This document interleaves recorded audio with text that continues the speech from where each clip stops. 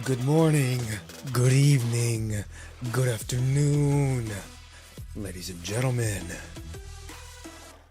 Hello, hello, hello. Happy Thursday, everybody. I know it's a bit later than usual. Took me a minute. I was spending time with the family, so I'm here now. We are finally here. After so long. We are finally at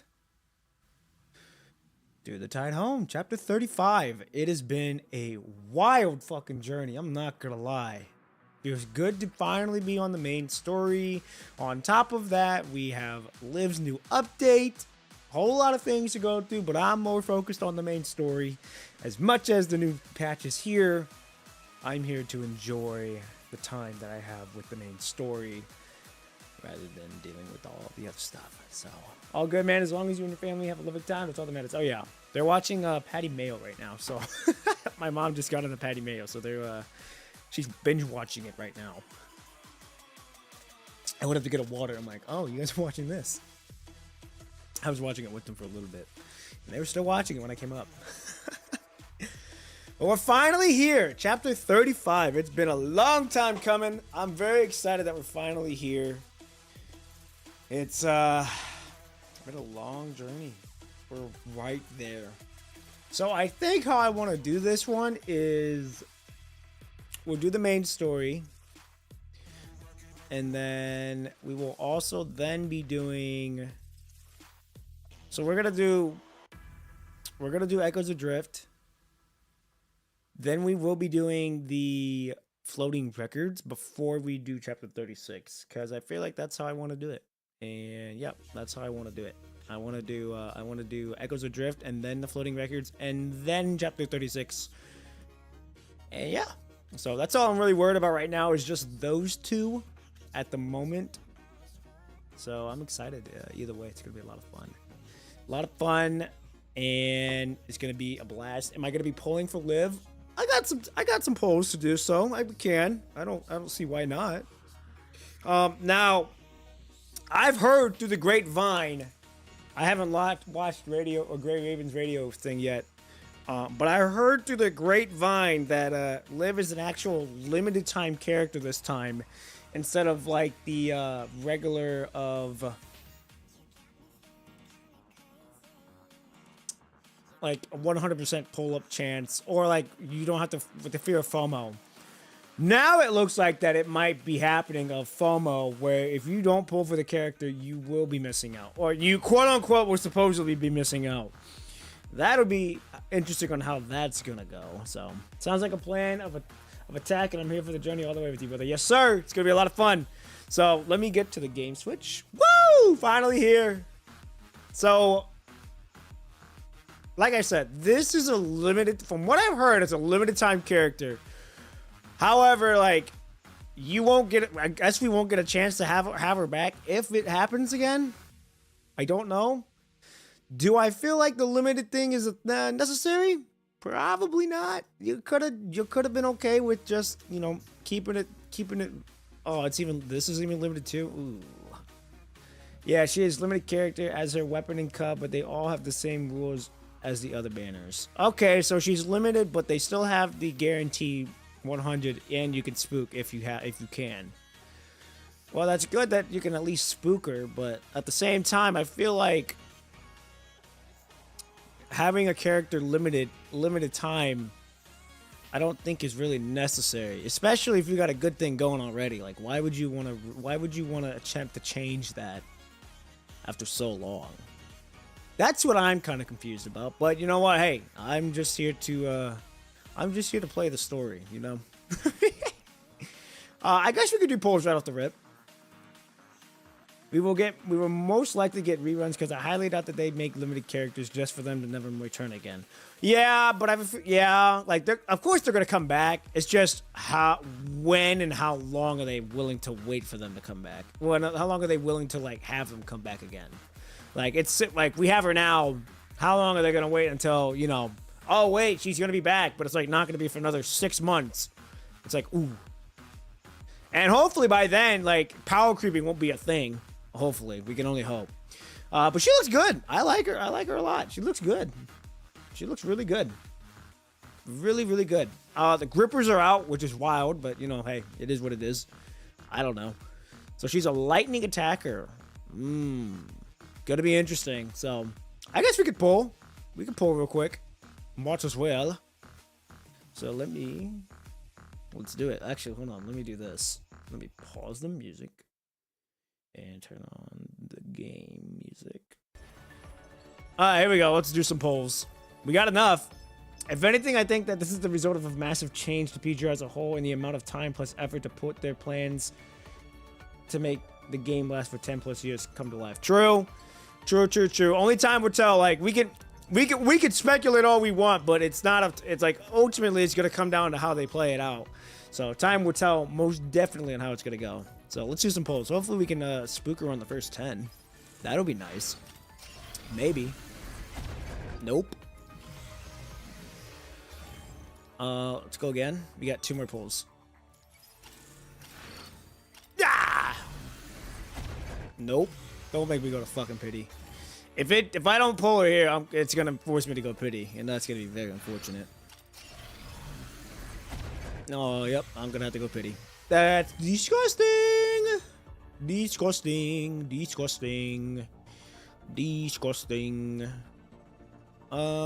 do I want for this? We can do Luna or Lucia.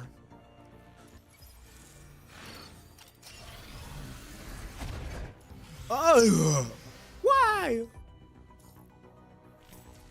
Let's go again. Roll again.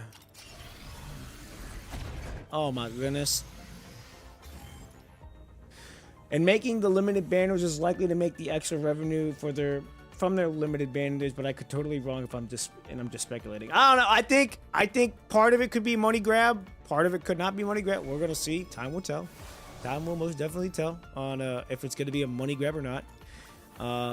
I could see people thinking that this is gonna be a money grab, but like I said, time will tell. So I was fortunate enough to get my hands on SSS 6 Live Implicity and her Sig and Cub, but now I'm broke 30 pretty for the character. Oh! I'm trying to get it to SSF. I can get lucky enough with that, but otherwise I'm happy with SS6. SS6. Yeah. I mean, as long as you're happy with it, then hey, that's all that matters. So, okay. I do believe that's everything before we get started. It's gonna be a long stream because I know that this is gonna be very interesting. Oh, hey, okay, I'll take that. And I think we're good. All right. Let's get ready to rumble. We've got main story chapter 35. That is when that is where all eyes are on right now. So about damn time. Want to try out gameplay? Wait, want to try her gameplay out if feasible? Probably not. I want to wait till I actually get to the chapter. Just cuz, you know, that's how I usually roll with a lot of things, so.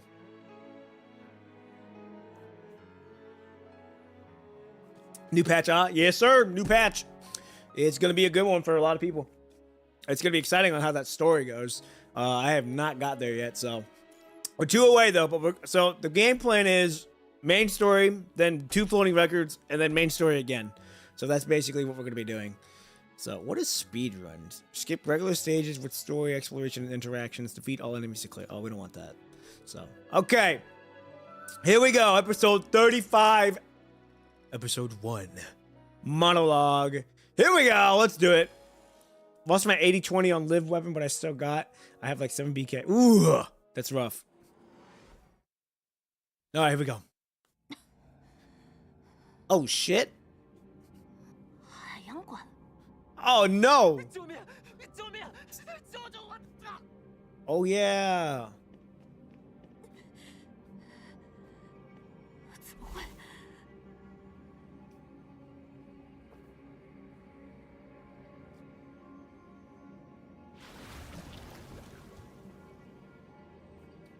Interesting. We get the fight right off the rip, too. That's not what I wanted. Okay. Behold, the final light. Hey.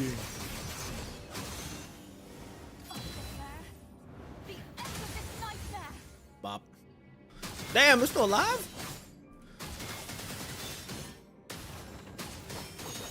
This feels all too familiar. Well, yeah.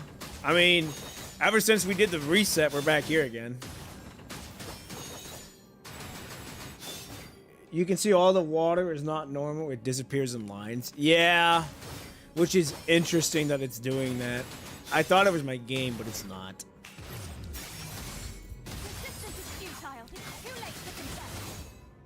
Hey.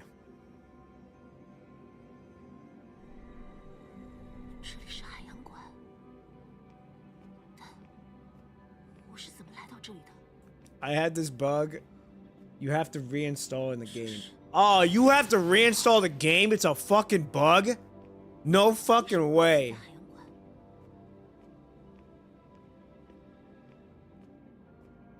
Actually?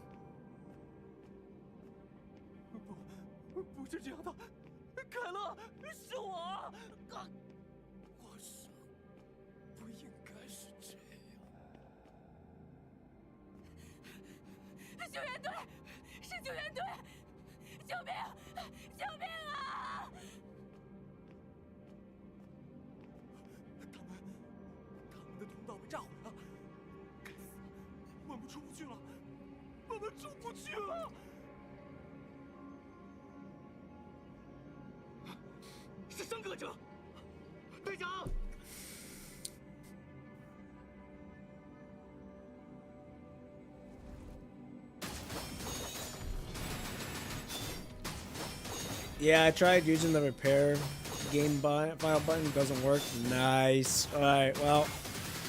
I mean, I guess for now, we're just kind of roll with it. Since it's not really, like, ruining my experience with the game at the moment. But I think I'll probably have to later tonight after the stream. Bah.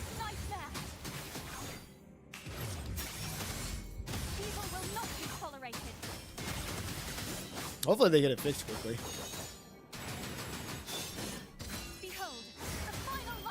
Alright, here's that.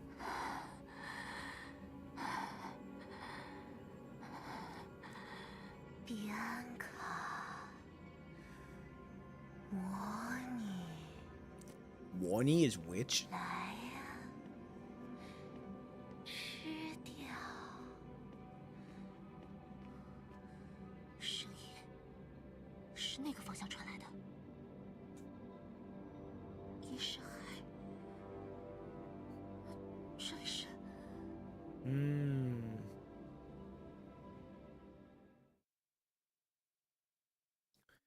She treks through a desolate wasteland. Where am I? Ruins stand jagged and tangled as birds carry off bleached bones and mournful songs. Her coating peels away bit by bit under the relentless wind and sand. With a heavy tombstone strapped to her back, she stares vacantly at the endless road stretching before her. Who am I? A wandering gaze drifts to the crumbling walls beside her, a blurred visage flickering into the shattered glass as a lone snowflake slowly settles on her eyelash. Snow. I was born in the snowfields. I forgot she's got like a British accent. The snowfields. I heard she killed the priest who raised her since childhood with her own hands. Right there in the snowfields. No, it's not like that. As they say, people who come in contact with the witch will. I didn't. Get out of here! All of our shitty demons like you don't welcome here. Who am I? The stains of grime cling to her garments. A nun or a witch? Useless. You can't even finish off a corrupted. What a coward. When I learned they called you witch, I was hoping you could be a merciless leader who never hesitates. How laughable. Who is talking? And who is watching me? What I believed in, is it truly right? Who am I? Really? What role am I meant to take in this world? The gravel beneath her feet turns to mud, sucking her down into the swamp's hungry whirlpool. I like the music. The music's really good. And there she sees it. herself adrift in the red tide. Her voice catches in her parched throat, her hand stretching out in vain as the red tide comes up and seeps deeper, pulling her consciousness away from her body. She can't fall like this. She knows she can't. Oh shit! Darkness swells, devouring her vision.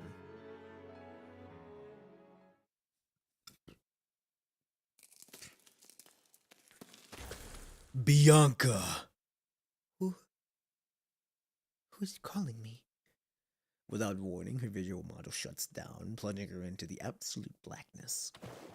The witch plunges into the deep sea.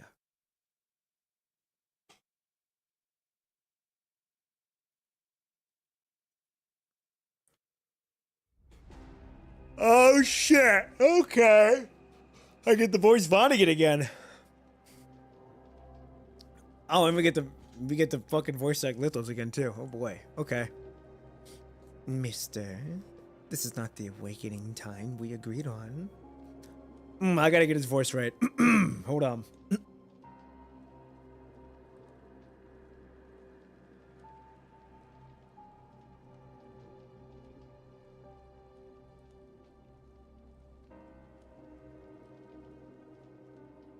Okay, I got it down for now, but I'll have to continue to mess with it as we go on. Fuck. I'm aware. I decided to wake you earlier than planned. We need to begin breeding the red tide ahead of schedule. But there have been some unexpected complications. The facility beneath the Copperfield Aquarium. It can no longer wait. I haven't done his voice in a long time, so my voice is not at its peak right now. The man flips through his notebook and speaks calmly. I've lost contact with the tower. Oh my god, bro, my voice is not there for it.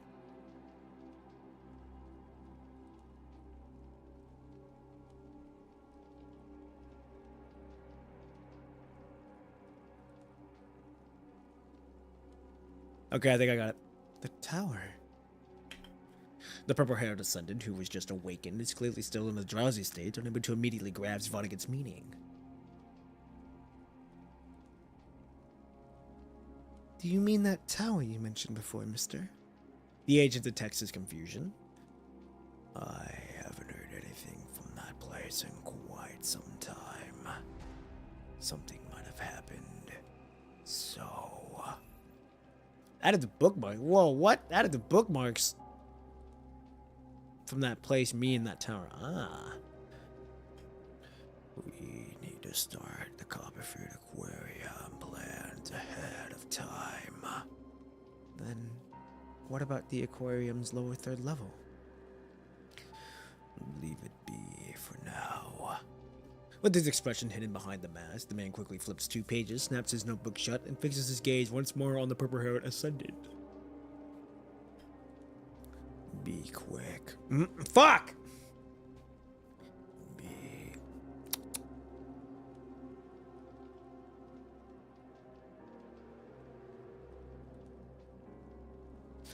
Be quick.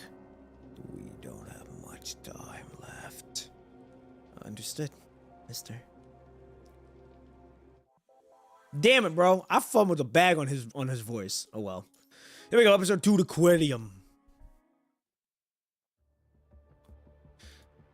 As you browse through the file marked classified on the terminal, you and Lucy exchange a glance before signaling to Hazen that you finished reading.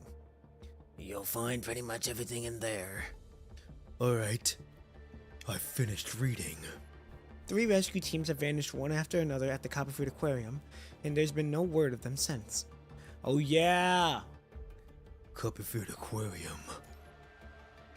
Copperfield Aquarium? The name lingers in your mind, unfamiliar yet hauntingly resonant. An inexplicable sense of deja vu arises. Nearby, the discussion in the conference room continues. Search and rescue missions don't usually get rated as high risk. Is there something dangerous inside the aquarium that can't be officially disclosed in a file? Among the missing teams, 2 of them are on par with the elite squads. Lucy's gaze sharpens. The significance of the 2 elite squads alone speaks volume. I see. Does intelligence analysis suggest any Ascendant involvement? Why can I not click? There we go. I wish that was the full extent of it. We suspect that even the force behind the Ascendants might be... Poppin' P. Sorry. My mind drifts off for a second. It's okay. This should be your off-duty time, but this mission at Copperfoot Aquarium can't really wait. Copperfoot Aquarium. The crimson swell within the red tide drifts once more across your sight, a hazy vial through which 2 silhouettes emerge from fragments sliced from the old film reels, surfacing in slow motion before fading away. Copperfield Aquarium. The one with all the bionic exhibits. Yeah. Have you heard much about it? After Babylonia left Earth, that place should have been left abandoned. But given it was the problem in Copperfield family asset, our archives will still likely have visual records of it. I haven't really looked into it, but... Is Chico the one? Is Chico one of the missing teams? A rather baseless question slips out unchecked. How did you know? Nikolai. The mission briefing only mentioned rescue teams, and we haven't said a thing about the Purifying Force so far. Where did you get this information? I saw... some shadows. You saw it. I also saw some other information. Tell us about it. Hansen and Nikolai exchange a glance. I saw Bianca in a new frame called Stigmata.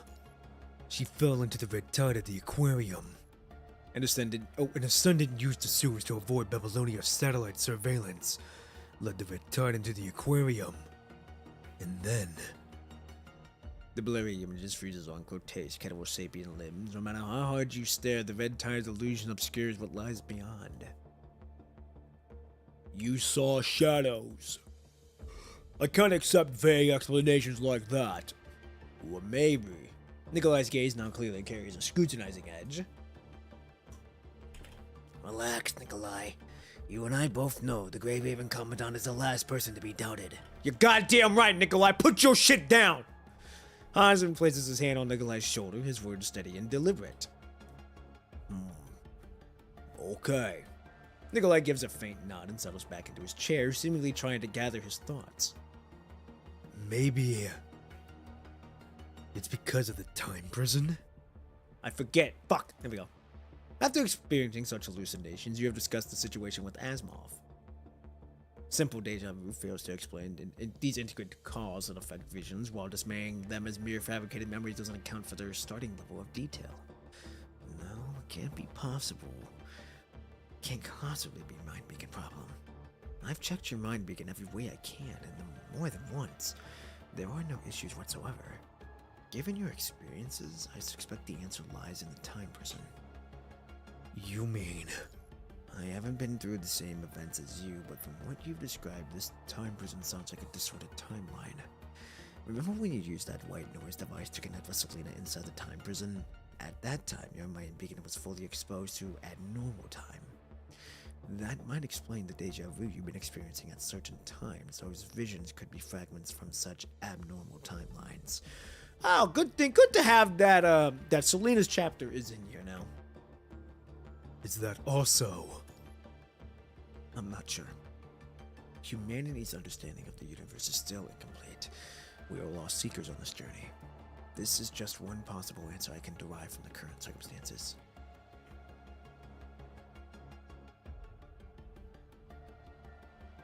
Have your visions given you any more details? Like the Ascendant's movement or rough location of Bianca and Chico? I tried, but I couldn't make out any clear details. After exchanging another glance with Nikolai, Hansen ponders for a moment. The mission goes ahead as planned. As for the specifics, we'll reevaluate once we factored in the intel you've given us and figure out what we need to do to send more people in. And keep this under wraps. Don't breathe a word of it to anyone else. Understood.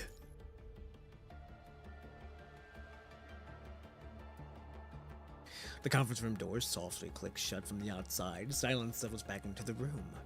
After a moment, Nikolai speaks. I'm deploying a covert team to investigate the purifying force thoroughly. As for Colonel, we need to move immediately to assess any potential intel leaks. Bianca only switched to the new frame just before landing. The Sigmata was developed under Colonel's tightest security protocols. If there was a breach, we need to trace every possible vector and ensure it never happens again. But if it's not, time prison, visions. We're starting to get into the main plot again, but don't expect full conclusion from this chapter. It's more like the beginning. So chapter 36 then. So it's kind of like how it was with Lucia's chapter, Shaper's Ripples. So basically it's kind of like Shaper's Ripples, Nanami's chapter, and then Ishmael's chapter. So those three still technically all come together as one. So Selena's chapter is the beginning, Bianca's chapter is kind of like the midway point, and then Dreams of Around, which is I believe episode 36, that is like the wrapping up of things, correct? If that's what you're implying, like it's more like the beginning, kinda, yeah. Okay, good to know. Good to know. All right, here we go. Asimov may provide a physical explanation for what Pop and P has been saying, but until we have the data verified, I'll remain skeptical. For that to happen at this particular moment, I can't help but question whether there's more to it. I understand your concerns, but our primary objective is still the same. We need to extract Bianca quickly and figure out what exactly happened at the aquarium. The Grey Raven Commandant has extensive field experience. While these are just theories at the stage, if they become reality, whether it's a full-scale red tide influx or some ascendant engineering those heterosapien creatures, either scenario would be far more difficult to control. Nikolai falls into silence but accepts Hazen's judgment without protest. What's your lead squad so we still have stationed in Babylonia? Dark Ares, but I don't recommend them deploying them for now. Cerberus is on a surface patrol mission and hasn't returned yet. There's also...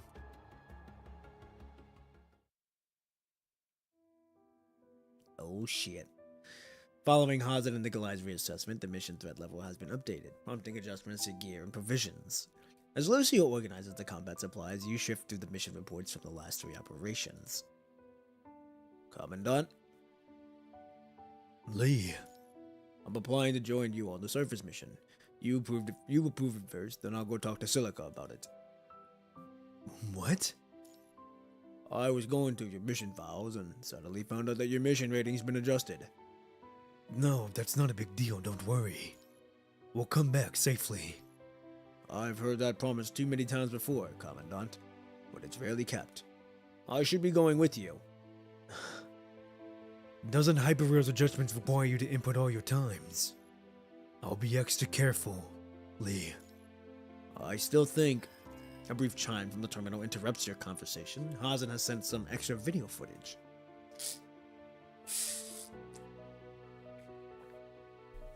Kinda, but definitely not as strong as Shaper's Ripples trilogy. A bit more side story with some main story sprinkled around it.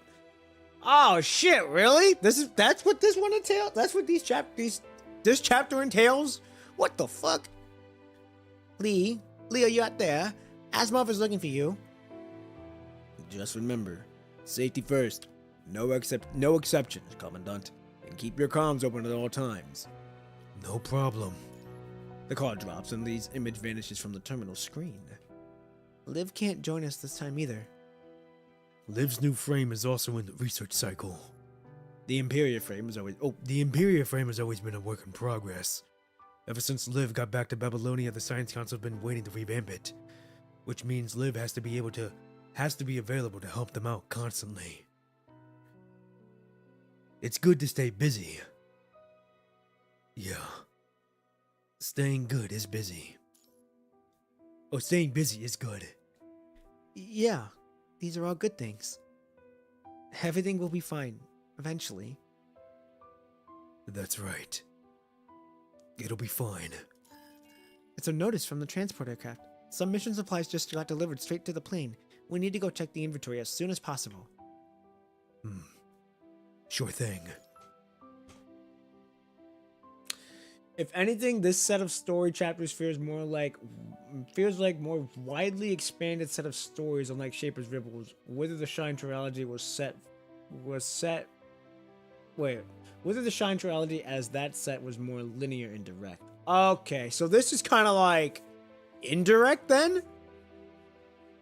So it's still a trilogy, but like not as intense, or no, I wouldn't say intense. Not like you said, not as linear and direct as what they were. So these 3 chapters are kind of like someone's, like what you guys said, it's sprinkles of the main story, but kind of like side stories on top of it on the same time. At this hour, most of Babylonia's soldiers and staff are tied up on their posts, leaving the corridor leading to the transport crafts pretty empty. Just as you are about to pocket your terminal and head for the landing pad, it chimes again, a message from Nikolai with intel from the 3rd Rescue Team.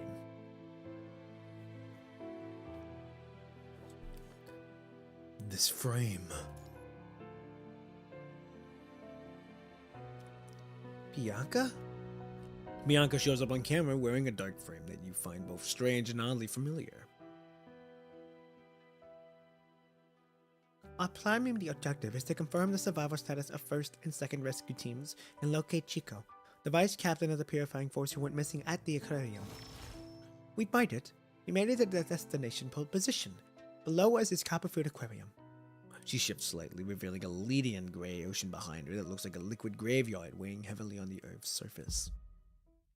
Your own heartbeat drums in your ears as a shadow takes the shape of the ocean's edge. Oh, shit!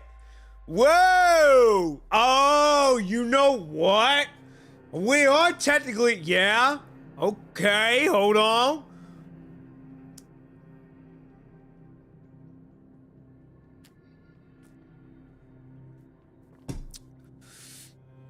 I was streaming it for 5 hours. Wait, you alive? PGR giving us a break for a few chapters after all the heavy Shaper's Ripple stuff. They should have kept it going. I'm not gonna lie. They should have kept it going. But I understand why they kept it going. I understand why they kept it. Why they decided to be like, it was really back now. We're gonna give people depression if we do this. I don't blame you. So, Blaze Warrior, good morning, good evening, good afternoon, wherever you may be. Hope you're having a good one so far. I'm playing the limited event story. Hell yeah. Hey, I hope it's going good for you. I hope you enjoy it. I'm 2 chapters behind you, so that's not bad.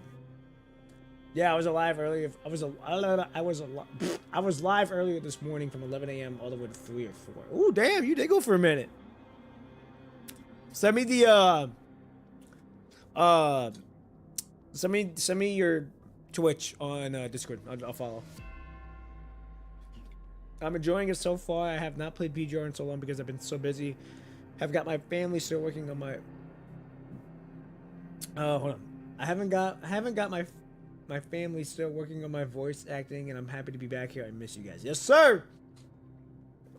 You're all good. Glad to have you back. Hope you're enjoying the story. Here we go. And I hope you're doing well. So, okay. So the fact that she's here is pretty wild.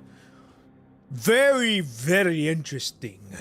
It's very, very interesting. A pale girl commands the center of vision, her silent presence drawing your gaze upward beyond the sea's horizon. That's... Suddenly, the silhouette of a female construct materializes right before you. Bianca. Commandant? Poppin' P? I'm not at the aquarium. Is this visual distortion from a mind deviation? Bianca, can you hear me? What's your situation now? Tell me your exact coordinates. Nothing. She's completely unresponsive. Like she can't hear a word you're saying. Careful. Tropical fish. The red tide at the aquarium. Just like that, Bianca's image flickers a few times and then she's gone. What just happened? Bianca just now. The red-eyed girl just stands there, silent, her finger pointing into the distance. What's over there? There, you witness the red tide surge backward into the ocean as a huge humanoid shadow starts to slowly emerge from the water. It's chanting a dirge, a sound is catching as a tsunami. A joint of cold sweat runs down your back as Babylonia's harsh artificial sunlight snaps you out of that vision. Da, da, da, da. And yeah, sure, I'll send it to you. And if you want to, wait, if you want it still, I can send you the Discord now. Yeah. You can send me it. Just send me it. I'll follow up. Do not trust Finding Nemo or Nemo. Finding Nemo. She came to us. That is the lost remains of the heterohumanoid twins. Okay, so the twins just kind of like up and died then. That's crazy. We saw them a little bit. In in Liv's chapter. I believe it was Liv's chapter. And then we didn't see shit from them after that. Well, now we know that they fucking just got twisted and turned into that. Thank you, Chico. It's anyone guess how the Ascendant managed to snatch the barely surviving twins, but with samples in hand, breeding new monsters are clearly a breeze for them. Bianca's fragmented words still echo in your mind. The aquarium, the red tide, hetero creatures.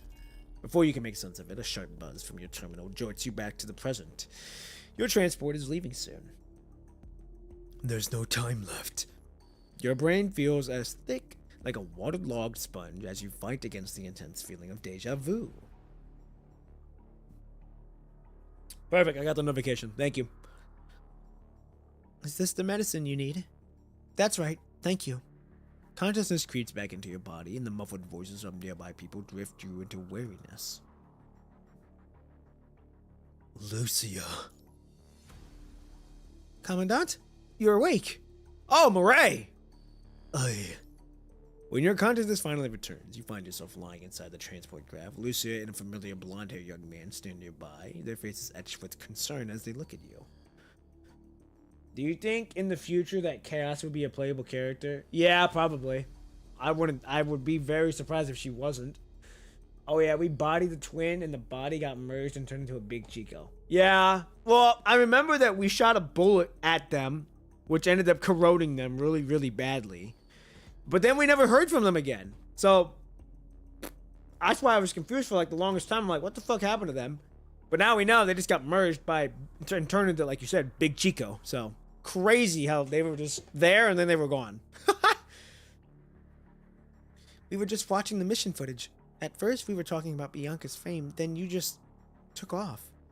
You walked forward without saying a word like you weren't even there. I tried to get you to stop, but it was tough. Murray had just hopped off the transport and said hello, but you just plowed right into him. Should I get the Star of Life on the horn for you? Not right now. Thanks, though. In your hazy mind, the visions you just had remained sharp and vivid. I've got to tell Hazard and Nikolai about this. Regular terminal comms in Babylonia can be bugged. Outside the military encrypted channels, classified intelligence is typically relayed the old-fashioned way. On paper. A slightly urgent voice cuts into your thoughts. Departure almost to go. Make sure you've got your all personal gear and all non-essential personnel need to bail out now. I'm really sorry, but would it be possible to hold off on our departure?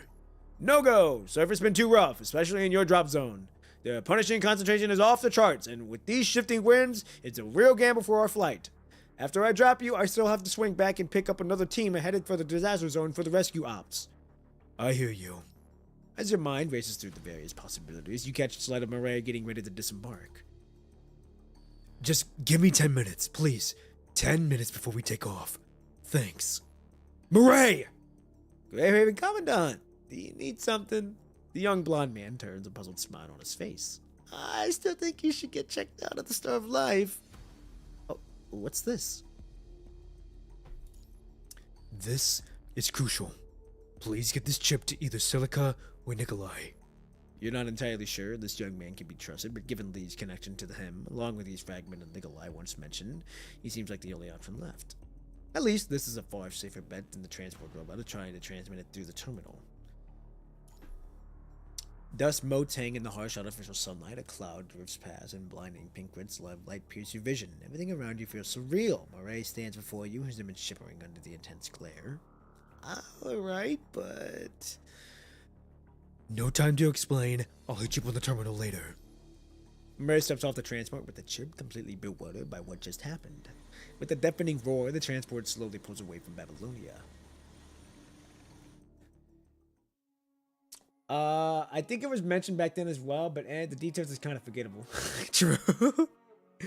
True. Alright, here we go. Episode 3, Endless Cycle. I miss Murray so much, my boy. He's a real one. He's a real one. I liked Murray. On top of it, he's a good character. Good morning, Bianca. Did you do the prep work for the day? I heard recovering. Hey, don't you jinx it! And then he just died. He just died. Yeah, Anderson had his head eaten. Just like that.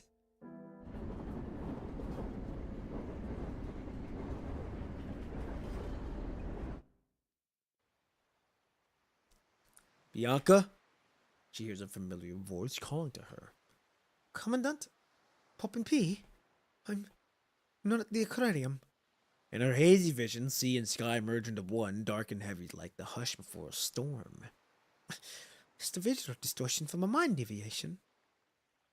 Commandant's figure flickers at the edge of a visual model, a smudged silhouette standing on the landing pad that wasn't there a moment ago. The human's mouth moves, lost in words beneath silence. Bianca hears nothing at all.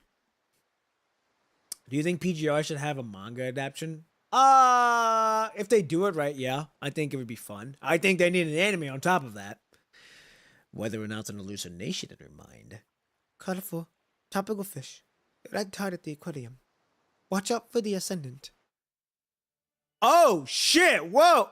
Oh, wait. Why is Chico back there? Captain. The bitter tinge of vital fluid lingers stubbornly in her mouth. Hazily, consciousness steps back into her lean limbs.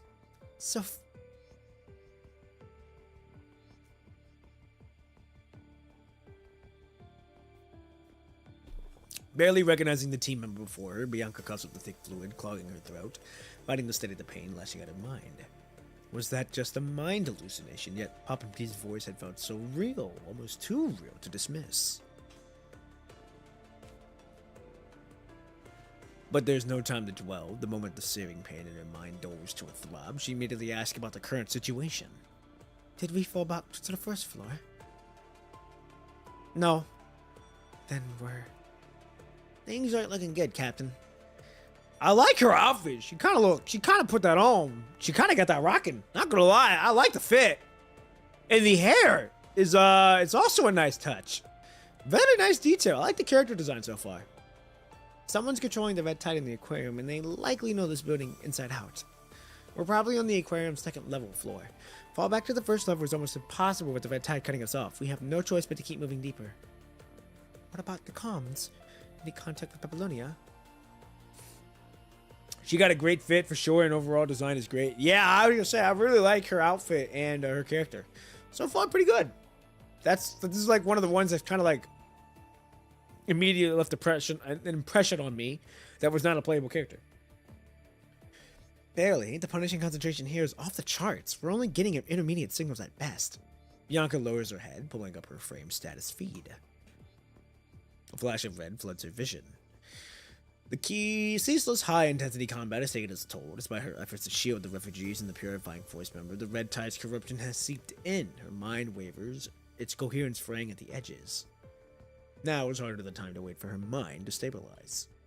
Give me some bandages. After hastily bandaging the worst of the bleeding wounds, Bianca takes a moment to survey her surroundings. She's in what appears to be an underground viewing hall of the aquarium. The exits on either side are sealed tight through the thin threads of the thread tide still slither in through the cracks relentless. The refugees huddle together, clutching the odd trinkets as they whisper desperate in their prayers. Whisper desperate prayers. Nearby, members of the purifying force stand watch, some guarding the place, others packing up their comrades with hurried hands. Bianca lifts her terminal, hesitates for a breath, then taps record. This is Bianca, captain of the Purifying Force, leading the 3rd Rescue Team into the aquarium, commencing 4th mission log. I'll be leaving a chip containing the recording at this location, marked clearly so that any follow-up personnel can find it and use it for its reference. During our sweep of the aquarium's 2 ground levels, we found no signs of the first or second rescue teams. However, we later discovered that the Ascendant has been stockpiling a massive amount of red tide in the aquarium's lowest level main tank, funneling it through underground waterways, and they have been frequently using it to attack us.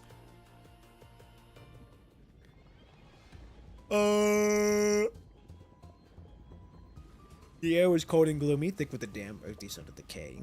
Bianca's team had barely stepped into the aquarium's lower first level.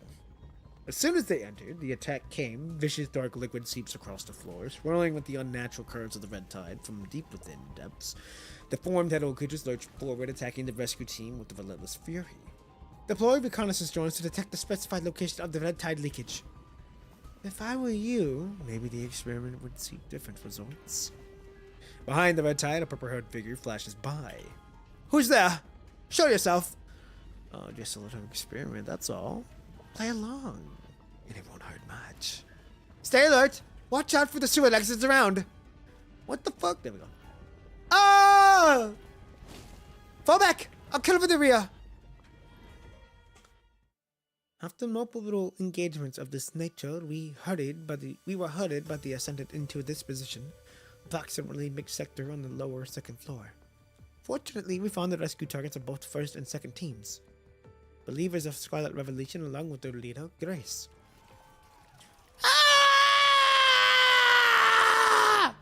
A sharp cry shatters the recording audio. Bianca hurries her terminal at the nearby Purifying Force member, and in the same motion whips her sword staff free. The red tides convulse as its surface bubbling and grotesque, shifting forms from the seething maps. Garbled whispers erupt. Don't think it! It tastes! I know where it is! Sylph floated up from the side and severs the last red tide trickle. Thank you, Sophie. It's fine. Now, do we go forward or backward? Back. We have to find a way to evacuate. The Scarlet Revolution followers aren't equipped for the fight. Punishing forward would only get more people killed. But we still haven't found the first 2 rescue teams. I advise Captain Chico. Let's get the followers back to the surface first, and then regroup with the support team waiting above. This mission, we will get it done. Yeah. Pulling at her hood, Sylph says nothing more. As the two finish their conversation, Grace, who has been waiting off on the side, fidgets with the hem of her garment, deliberately rustling the fabric to announce her presence. Captain Bianca. The dark green-haired woman tightens her grip on her oddly decorated staff, hesitating as if searching for the right words. Thank you for risking yourselves to come and help. And thank you for opening the control door just in time. Grace's head jerks up, her gaze briefly locking with Bianca's before she takes a half step back. Her fingers nervously trace her staff, as if the motion might offer an escape from the weight of the moment. So her staff is a crowbar. Interesting. I'm sorry. It's true that the members of the Scarlet Revelation opened up the control room door, but earlier, they were the ones who deliberately closed it in the first place. When Grace was in the lower second level of the control room, she spotted the new coming rescue team through the surveillance cameras. Seizing the opportunity, she hurried her followers into this hall and through the door from the control panel. The rescue team would inevitably come this way, and when they did, she played the helpful ally, opening the door for them, granting them entry, a small favor, a calculated gesture. Deep inside, suspicion and fear war with an irresistible pull toward dependence on this very power. How long have you been inside here? Bianca appears to overlook the layered meaning behind Grace's sorry and presses on with her question. Yeah, the Red Tide Fanatic group. I thought that's what they were. I thought they were the ones that I remember. It's been a long time since we've done Bianca's chapter. I do remember them being like one with, or wanting to really like the Red Tide. Kind of like how in Fallout 4 you got the Zeliots. I think that's what their names are. Really, really like the radiation. That's what it's kind of reminding me of. Sensing that Bianca might not intend to dwell on the issue, Grace responds in a hushed tone. At least 10 days. I came in here this morning after stepping into this place. My timing device conked out, so I started carving a vertical notch on the stick every time my stomach started to growl uncontrollably. It might not be accurate, sometimes I black out from starvation, but I'd say it's been about 10 days. 10 days? Chico, have you met the first and second team rescue teams Babylonia sent in? We never ran into the first rescue team, but the second one, Chico. Are you talking about that construct with blue hair? Yes, that's her. Do you have any clues on where she is? I'm sorry. She was standing between us and that ascendant with her team. All we could do was run. After that, we hid in the control room on the lower second level, but this place is swarming with those monsters. But by that point, our food was already running out. Don't worry. You'll make it time for the surface safely. I'm sorry. I wish I had more to offer, but all I can say is I'm sorry. She murmurs anxiously, feeling Bianca might abandon them to leave with her more combat-capable teammates. Is there any work I can help with? Anything at all, like we can scout ahead, or whatever you need? I'd appreciate the offer, but that won't be necessary. Right now, we don't need anyone risking themselves to clear the way. We'll make sure everyone gets back to the surface alive one way or another. Bianca pulls up the mat data on the terminal, her eyes narrowing as she scans for any viable route, one that hasn't collapsed or been swallowed by the creepy red tide.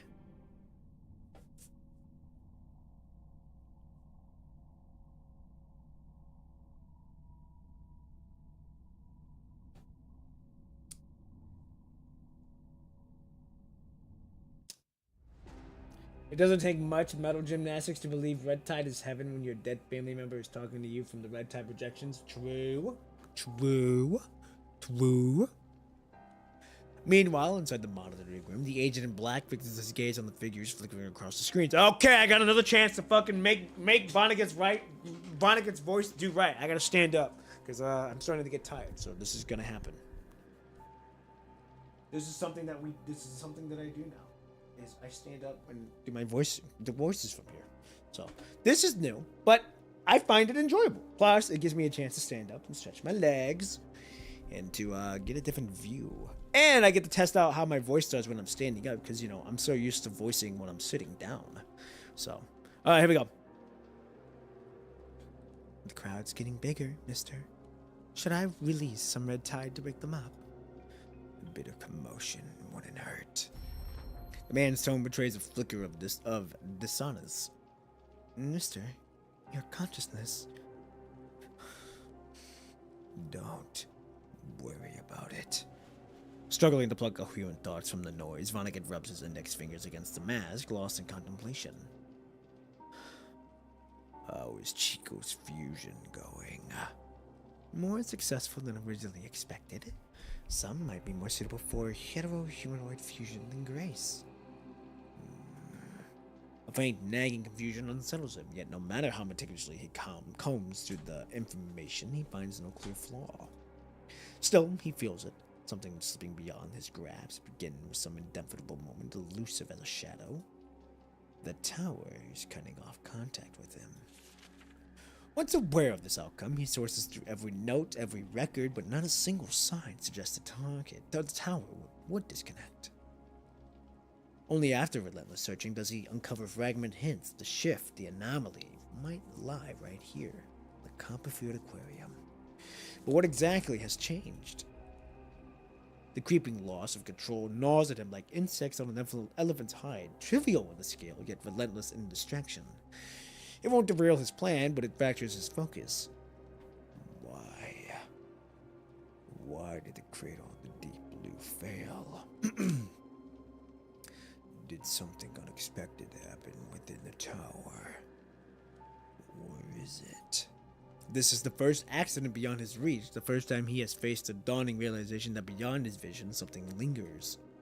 Vast enough to eclipse the cosmos, blinding his perception, yet small as a mere insect existing at twilight, its fragile flight swayed by a single breath. Peculiar senses the doubt brought by the unknown.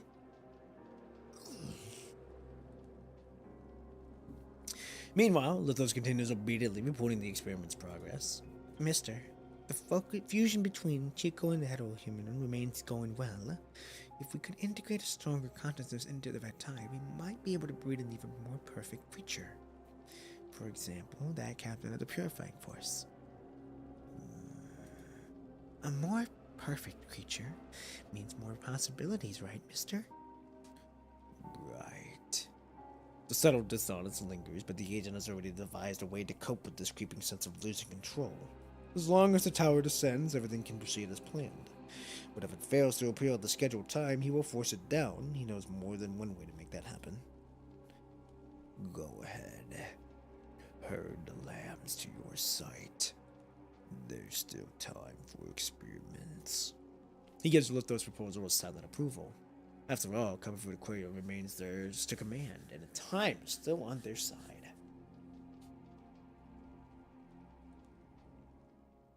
Okay, episode 4, Deja Vu. The transport craft's engine roars definitely in the air. I got the basics done. Oh shit! As he reads through the mission intelligence he provided, the blonde construct pulls up a map on his terminal and marks the location of the Copperfoot Aquarium. Given the situation, pushing forward might be our best move, if your vision is real. Oh, speaking of the devil, Commandant, what's up with that hallucination thing? You all good? Need me to... I'm really fine. Kamu jerks up in his seat, only to be immediately shoved back down by Kamu's firm hand. His free arm flails in fluid protest as he whines. I'm just worried about the Commandant! All this commotion doesn't seem to have disturbed the white-hair construct. Though deep in sleep, his mere presence radiates a quiet reassurance that wraps around you like a warm blanket, easing the tension in the air. Okay, so... is he fruity for... Is Wan Shi fruity for us? I have a feeling he is, just of how they did his S-Rank characters' interactions. So that kind of makes me wonder. Hey, it's cool. I don't swing that way, but it's cool. So, don't read this part. Oh, you can hold it to skip? That's interesting. Huh. He what? You didn't read, if you didn't see the interactions with us and him, I believe they also showed in the floating record. Or not in the floating record, in the infection story. I didn't do it. But I think, I'm not mistaken. He just likes the Commandant. I think he likes him more than just like friends though. That's just from what I can tell from the interactions when I was doing when I was getting video for him. That's what I got. I'm like, okay, I have a feeling he's he likes us more than just buddies. So, and like I said, I don't swing that way, but it's cool if you do. Not my cup of tea, but hey, more power to you. Here we go. Now that I think about it, this mission actually has 2 elite squads deployed. It seems President Hans and Nikolai have already verified the information. Reassess the aquarium's threat level. Not 2 squads, 3. Hey, Dr. Wan Chi can cure us from the loneliness. I mean, what? Whoa! Whoa! Whoa! Whoa! We've listed the remote as a notice mission. What on us to write a rendezvous with you? Also, during the briefing, Commander Nikolai mentioned that Cerebus would move straight from their patrol mission to meet us at the aquarium. While they happened to be stationed at the conversation area nearby, it's only a short boat ride over. This is all very serious. The commander needs more solid proof that the ascendants are actually bringing the Victoria to the aquarium to reach some creature worse than habitable humanoids. Otherwise, Parliament would have already deployed the last batch of Omega weapons recovering from the moon. Most considerers still see the Zero Moon's mission point energy as the most important asset. I just came back from getting some ravioli pasta. My bad for forgetting to mention. You're all good. Hey, all good. You don't gotta mention to me. As long as you're getting yourself food, you're all good. Not surprising at all. Your vision alone can't serve as evidence, even if it indirectly supports the information credibility. You still need something more convincing to sound the alarm. Cockpit here. We're approaching the target location.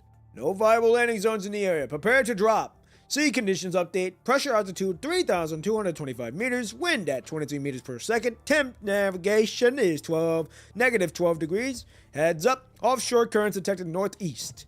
Repeat. Prepare for drop. Sea conditions update. Commandant, we're almost there. The There aren't any viable landing zones for the transport nearby. We'll need to make the jump from here to reach the target location. The plume's frame is equipped with a short-range glide device. I'll get you to safety on the aquarium's perimeter. Alright. Thank you. It's the least I can do, Commandant. Woo! Wait, you really gonna jump in your condition? What if we land? No, I'm not gonna jinx it. Not gonna jinx it. It will be fine. Don't worry. I'm the strongest, you know. After checking up the protective suit and securing the safety ropes, you watch as the transport craft's jump door slowly opens. The hydraulic system hisses, the sluggish metallic grind protesting under the strain. Sea salt and wind surges inward, tangling by the laden sky. And with it, the humming returns, that familiar dishonored resonance coils around you. Though fissures in the heavy clouds, crimson light bleeds into view. At the periphery of your vision, the pale girl appears in silence. Oh boy, I have a feeling we're gonna walk. I have a feeling that we're gonna be walking, and we're just gonna walk until we just walk off the airport, the transport craft, and Lucia or someone's gonna have to get us. But I have a feeling that's what's gonna happen. We're just gonna walk, and then we're gonna drop, and then someone's gonna catch us. Or someone's gonna stop us before we get caught, before we drop off. She quietly stretches out her hand, gesturing in a direction. What? Struggling to speak in the endless nightmare, you press your tongue hard against your teeth. The sharp pain is the only anchor keeping you conscious long enough to choke out a question. The girl response is the same. A silent gesture toward the distance. What? What is going on? This time, however, the pale girl hesitates. Her lips remain sealed, yet a soundless voice echoes in your mind. Chaos. The word reverberates, inexplicably familiar, devoid of memory. Chaos. Seeing that you fail to grasp the meaning, the girl's arm jerks up again, insistent, forcing your gaze forward. Where towering crimson waves devour the horizon, and there, amidst the churning abyss, the colossal humanoid silhouette stands upon the sea. Wait. You squint, desperate to discern its face, then the tide crashes over you.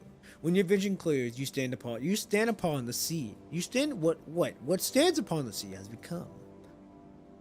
Bianca? Her solitary figure, silently against the Vetis, stand upon the sea. Commandant. Her voice seems lost in the roar of a tempest, rising far from the edge of the world. Ascend. Under the sea. Careful. Hello, creatures. We're at a tide. Into the sea. Under the sea. The winding red tide blooms beneath her feet as the female construct stands poised, her expression in a fusion of sorrow and steel. She's just standing there, menacingly. Farewell. Your vision blurs once more, dissolving into a haze of static. Wait! The female construct silhouette fades again, swallowed by the sea. The Ascendant. Under the sea. You open your mouth to press the pale girl's name, Chaos for answer, but before the words can form, your vision swirls, towering beads surges forward, crashing around you. Commandant? Commandant!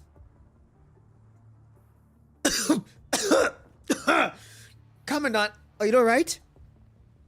Why is it taking forever to click? The wind howls in your mouth, sharp and unrelenting. The weightlessness twists your stomach. The world lurches, spitting wildly. I think you passed out just now. I'm fine. Below, the ground surges upward, a blur of motion until Plume's short-range glide device activates. The moment your feet touch the ground, you collapse in a graceless heap. You're bleeding. We need to disinfect it. She reaches for you with unmistakable concern, her fingers pressing gently against your nose. Only then do you realize that your nose is slick with the coppery tang of blood. Don't worry about it. I'm fine, Lucia. Lucia takes disinfectant from a medical kit and gives you basic treatment. Strikehawk, who had landed nearby, also regroups with you. Probably just collaborated rupture from the impact. Doesn't look too serious. Let's hold here on the go for now. Kamui, scout the area ahead and check the punishing concentration levels. Don't put anything unusually nearby. Got it! Kamui and Kamu head off in different directions. After a brief rest, the dizziness from the vision gradually fades, yet the haunting images lingers. Bianca in the dark frame standing upon the sea, her silhouette seared into your mind like a brand. The sea area we just dropped into. What's in that direction? At your direction, Lucy opens the terminal and circles the patch of sea. According to the satellite map, below the sea area where we just dropped is the Copperfield Aquarium. The aquarium. Due to your previous vision, the rescue team plans for the aquarium and has always focused solely on the interior of the facility. But since the Ascendants chose a seaside aquarium as their den, their objective can't possibly be easy red tide storage. What you really need to guard against isn't just the inside of the aquarium, it's the facility's large drainage outlets as well. Where is Cerberus right now?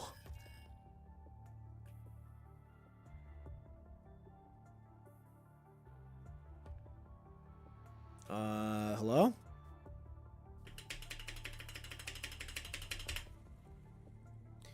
What the fucko? Are we actually frozen? No fucking way we're actually frozen. Nice. Okay. Well, I guess now's a good time than ever to just reinstall the game, because that's bad. Okay. Well, we're gonna have to do this. Go to talking. We're gonna close the game.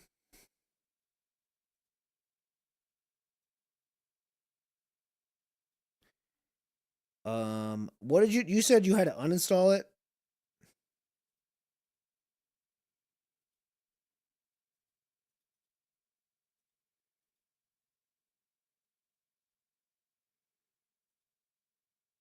I'm gonna do the wrench part first, and if that don't work, then I will delete it and reinstall it. That's bad.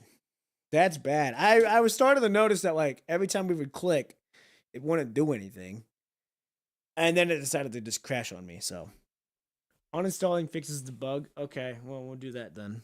Well, we should stop this. Stop it! Stop it! Stop it! Stop it! We're just gonna exit. Okay. We're going to put it in my recycle bin. Boom. And then we're going to do this. And then we're going to delete. Yes. Permanently delete. Now I got to go and re-download it. Punishing. P-U-N. I can't spell. There we go. Punishing Gray Raven. Boom. Curdle game. Well, let's get some music while we wait.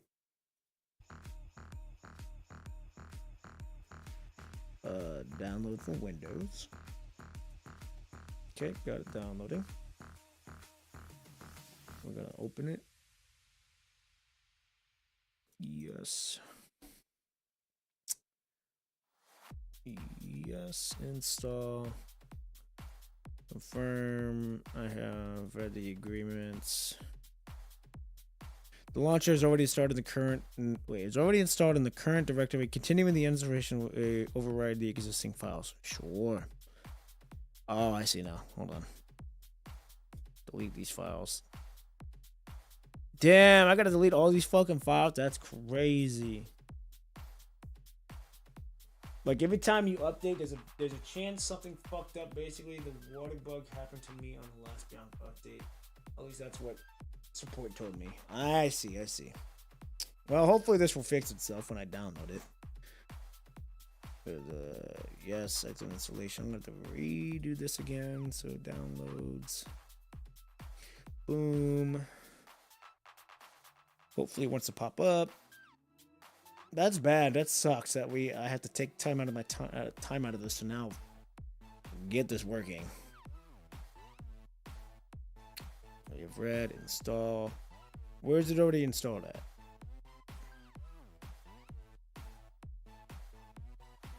Oh, I see now. Delete. Try that again. Install. There we go.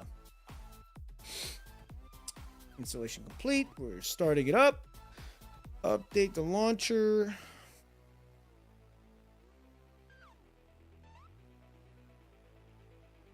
Extracting files.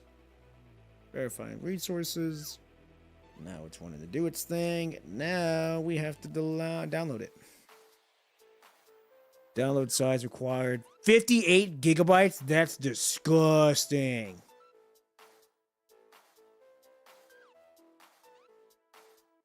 We got time to kill. Yeah, pretty much. We got time to kill. So, I guess what we could do is, while we wait,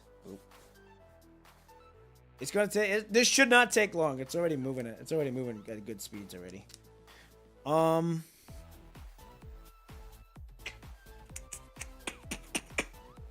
not sure what we could do right now. I don't got everything. I don't got some.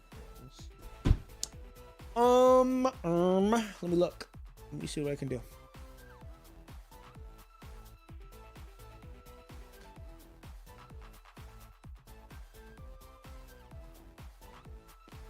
We'll just wait.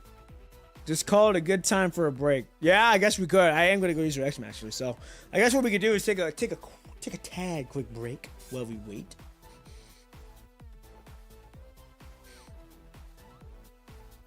It says it's gonna take about 5 minutes for it to be done, so we're gonna go with that.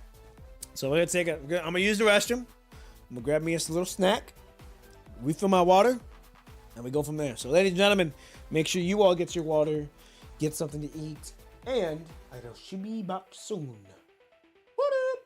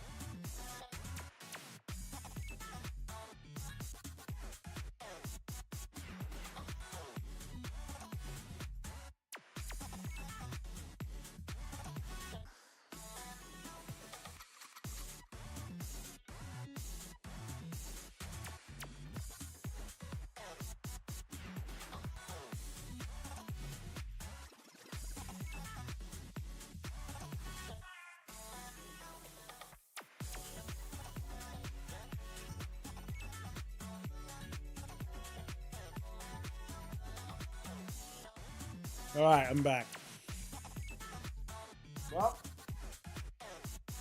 you all get to see me try on these overalls for my hunting. You knew that. We're at 55%, so that's not terrible at all. So I gotta go. So, oh yeah. Reminder. I am not going to be streaming this Saturday because I will be out of town going hunting. I haven't been hunting in about 3 years. So that's what I'm going to be doing this weekend after I get off work tomorrow. We got about a drive. We got to make a drive to go up there. So it's going to be very interesting. Y'all get to see me do my hunting stuff. Ugh. So fits actually. Well, these aren't mine. These are my stepdad's. But they're a little big. Not gonna lie. They're a little big. You know what? That's all right. As long as it works, it works.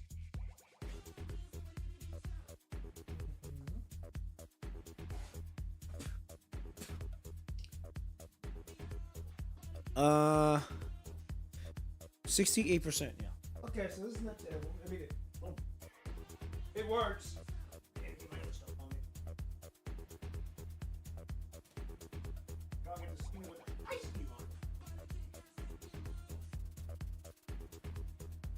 Now this will come in handy. I'm on fucking woods. Cause my hair, so y'all know my hair. It's fucking long. So my hair is long. Alright? And if it gets caught in these branches and shit, that's gonna hurt like a motherfucker. So, I got my shiesty on, and I got this. Oh yeah. I'm ready for hunting. I'm ready to get me a buck. Y'all know that? I'm ready to get me a buck. So, everything fits. I'd say everything fits. Everything works. We chilling for sure.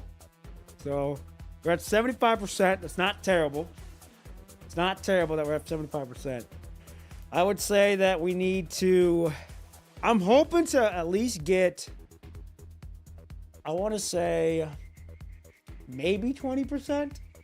If we can get to 20%, then that'll be ideal. That'll be ideal if we can get it to 20%. Hold up. Let me check something.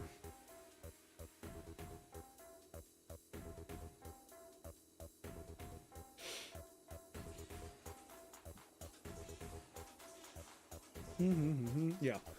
So yeah, this is it, ladies and gentlemen. This is me and my hunting stuff. Now, granted, these are fucking huge.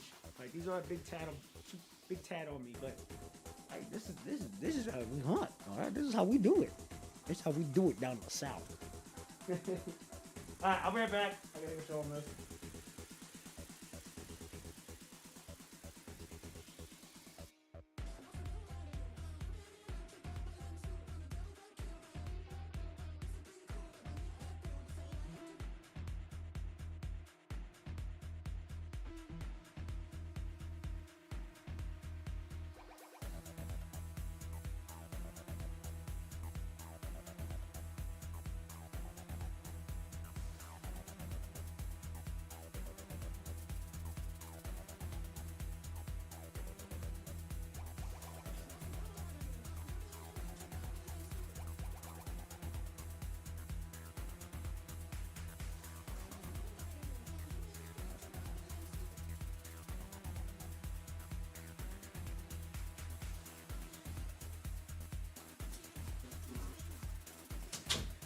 All right, we're at 95%. As soon as I get off, I take the stuff off, we're ready to roll.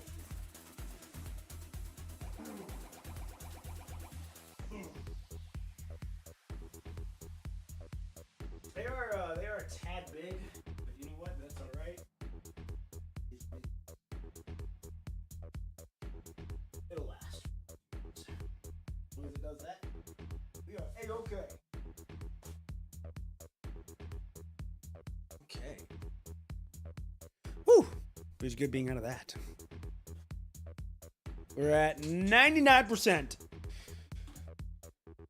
Oh my god, it's got to decompress. That's tough. So now it's got to decompress, but then we're good. Oh, yo. Okay, hold on. So I've been playing Uma Musume for a minute now. And I'm enjoying the hell out of the game. I'm not gonna lie. I really enjoy Uma Musume. There's an update? What? Oh, there is an update. My account is not as yoked as a lot of other people's, but it's still getting there. Oh god, he's horsing. Oh yeah, I'm invested in the game. I'm invested in the anime too. The animes go crazy. Oh my god, 15. We just got 1,500 carats. Giving all thanks to our trainers. Well, hell yeah, give me that. Oh boy, I got me some nice tempos I can do. All right, here we go. We're gonna pull while we wait for this compressing. Let me know what I got. We're gonna skip. Oh, shit. Nope, didn't get it. Skip motherfucker. No Ultra. No SSR. No SSR. But that's good fodder. We'll take it. It's a free tempo. I ain't mad about it. Ain't mad about it one bit. Yeah. I've been enjoying the hell out of Uma Musume. It's been a lot of fun. The anime, on top of it, has been a lot of fun too. I watched all the movies. I watched all the Crunchyroll animes. Now I'm watching the Oguri Cup on Prime. Super good. Just got done watching that latest episode. It was very, very fun. All right, so now I'm loading in, but I have to wait even longer now. This time it says expect the time is about 2 minutes. So we're getting there, ladies and gentlemen. We're getting there to where hopefully we don't have this bug. Hopefully everything goes back to normal and we can continue on with the story. But yeah, so far my horses that I have, trainee list. I have Silent Suzuka, Tokateo, Marzensky, Ogiri Cap, Taki Shuttle, whatever you say it.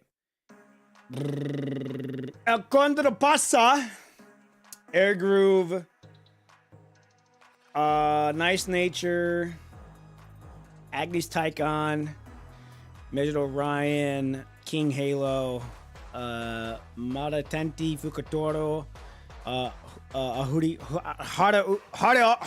oh my god! Haruara, Super Creek, really like Super Creek, I like her cards. We got Bakshin. And then we also got, who else? Who's the other one? Grass and Wonder. I really tried to get, not a Brian. Could not pull it. Could not swing it. I also tried to get Mesho Dodo. Did not get it either. So, it was tough. Hey! How was the chapter so far? It was good until the game decided to crash on me. Or decided to bug out. So I had to reinstall the game. Which is, very, very oof. So, it's not fun having to reinstall the game. So hopefully it fixes itself because we were doing fine, and the next we were just in the main story, switching to a different scene, and then it decided to crash on me. So that was fun. But we're almost done. We're almost getting ready to be loaded in. So we're just talking about Uma Musume. So Ohuri Hara is my beloved. Yeah, it's everyone's beloved. It's everybody's beloved. I don't blame you at all. So Buckshin. Hell yeah. When I first heard that song, I'm like, damn, this shit kind of slaps. But now it's like, damn, this shit's kind of annoying. But that's my account. My support cards. Looking on cats here. My support cards, I've got a couple SSRs, even though I don't really have them built. I have Silent Suzuka, Beyond the Shining Moment, Tokatero Dream Big. The biggest one that I've got is Super Creek, which is level 45. And that's huge for me. Why is it coming out of that? Oh, yeah, hold on. Hold on, ladies and gentlemen. I gotta fix the audio on one end. System, sound, volume mixture, PGR, switch to game. Output device, you gotta go to game. There we go, good. Okay! I think we're ready to roll. So. Uma brain run song never fails. True. Amazing. Yes, sir. My Super Creek is level 45. And then my Kita-san Black is getting there. It's at level 40. Like, it's not there yet, but we're close. I'm trying to get it to 45.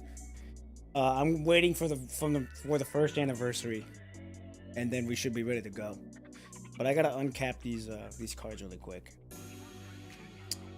and then I think we're ready to go, because the game's loaded up. And after that, we can continue on with the story. I believe that's everything I need to uncap. Look, I got one more. Yeepers. Yep, that's everything I wanted to uncap. Oh, nope, I got one more. I'll do it later. I shall do it later. Okay. Let me sit back down.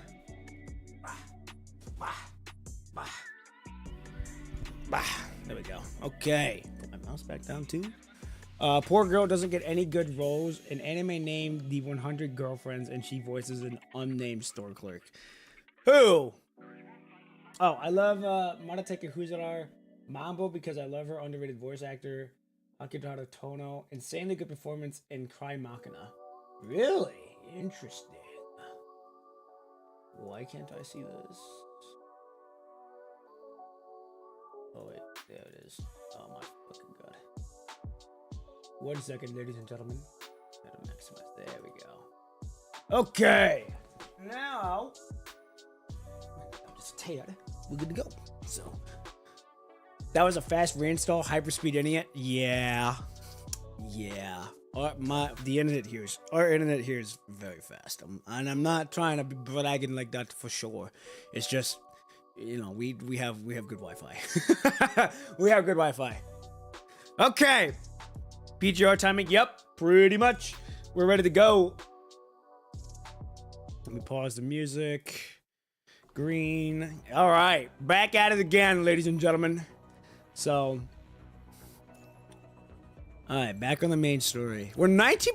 That's not terrible. 19%. That's not terrible at all. So, all right, here we go. We're just gonna keep going because I don't remember what happened. All I remember is that we were doing something and then something happened. So here we go, episode 5, Meyer. Conference room, Babylonia. And that concludes the data report transmitted back by Chrome. The screen freezes on a pool of thick crimson liquid, its surface twisting in original form from now barely recognizable. Fragmented metallic limbs of fallen constructs protrude from the morass, clotted with malformed clumps of flesh and faces. Amid the undaunting mass, several disturbingly seen faces arise from the surface. They murmur in indistinct whispers, their voice weaving haunting, almost cheerful melody beyond comprehension. At the end of the report, the Grey Raven Commandant left a message saying that they were about to head to the lower second level of the aquarium. The punishing virus concentration is higher there, so they were concerned about the potential delays of transmitting future reports. As a precaution, they relayed this information ahead of time. The Science Council takeaway is that the Red Tide is mutating. From corrupted to the Red Tide. From the Red Tide to those. If those... She deliberates for a long moment, unable to find more suitable words to describe that grotesque mass of flesh. Those hetero creatures in the Red Tide. If they were not illusions created by the Ascendants, then... Oh yeah, we were going down to the surface or something. Fruity Wanchi and Princess carried by Lucia. That didn't happen, but I'd like to think that it did. Hey, you know what? That's alright if we did. So, alright. Then What the Grey Raven Commandant saw in the vision that Lithos is accelerating the evolution of the Hero creatures through the red tide would be an established fact. The projected screen displays a series of images clearly illustrating the fact. We've got to put a stop to this. Those Omega weapons.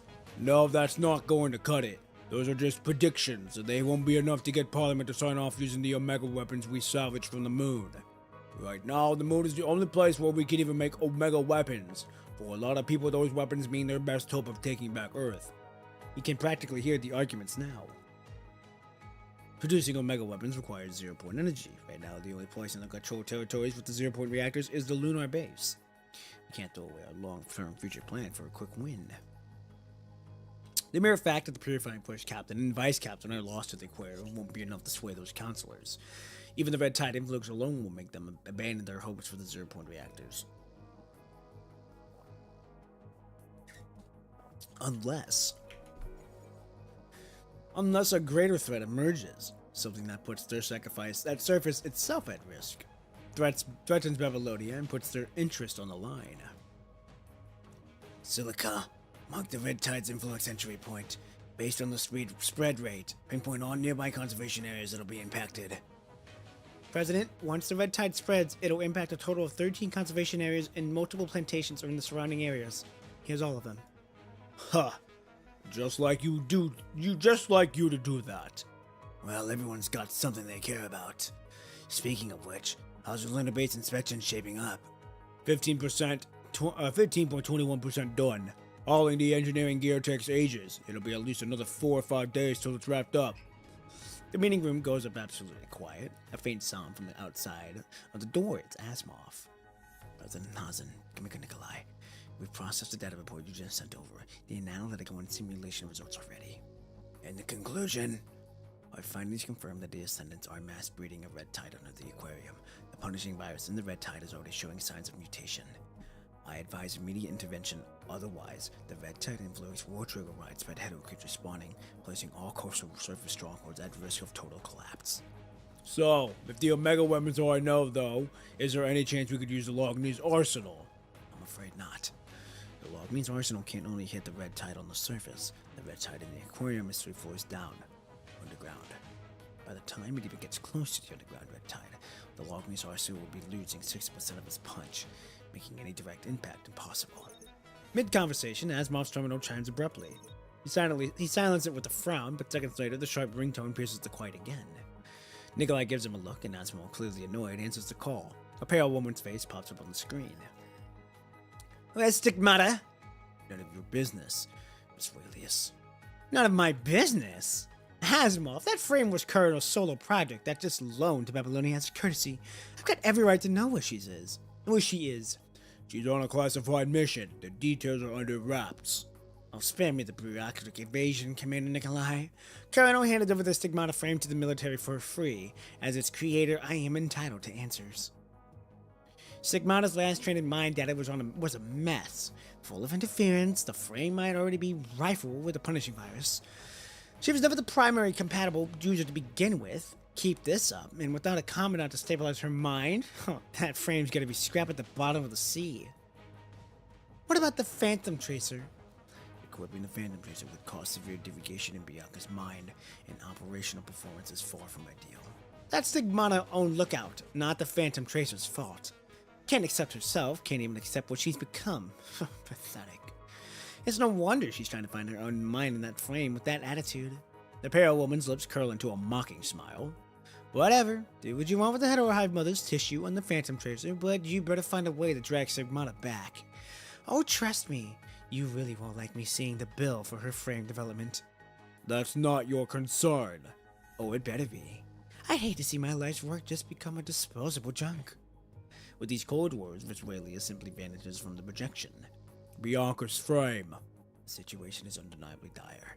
The Science Council had just received Stigmata's latest mind synchronization data. The terminal screen glows with the stark red data streams.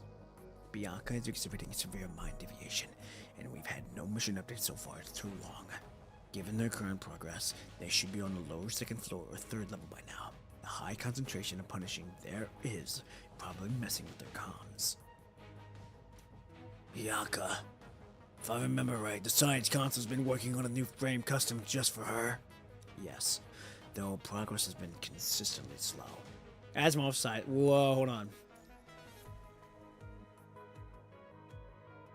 Interesting. The Science Council isn't just looking to churn out another frame that can only lug around the Omega weapons. We've been trying to build this frame compatibilities from a completely different angle. I remember this frame's core ability is purification.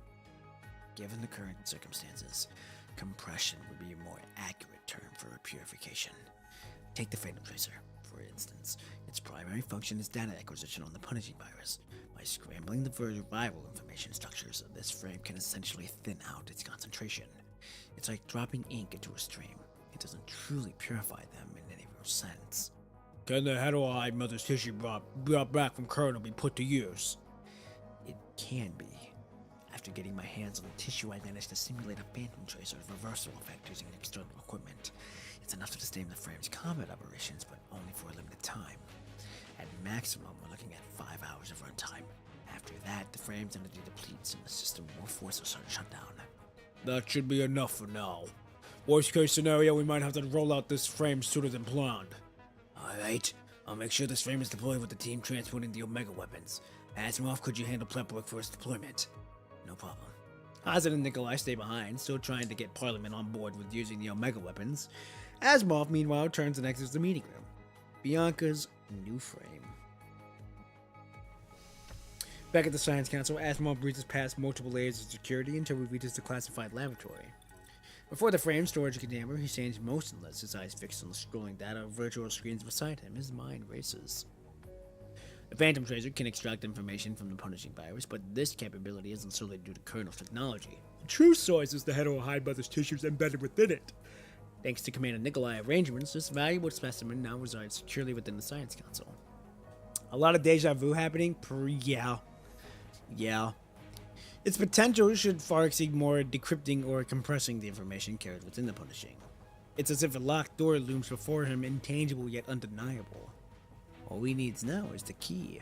A key that can really dissect the very essence of the punishing virus. Okay, episode 6, Rebirth and Future.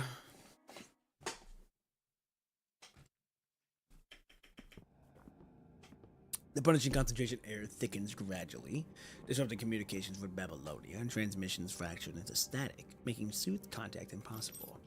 Along the way, your group eliminates several more hetero creatures, like those encountered near the lower level 2 signage, that likewise collects a few more cold-claiming metal frame name tags. Deplor, Norris. After securing them carefully, you press forward. The lower second level passage twists into a labyrinth of shadows and steel, continuing as one group will be inefficient, so after brief discussion, you decided to split up. Wanjin and Chrome will take the left path, while Lucia leads the remaining rescue team members to the right.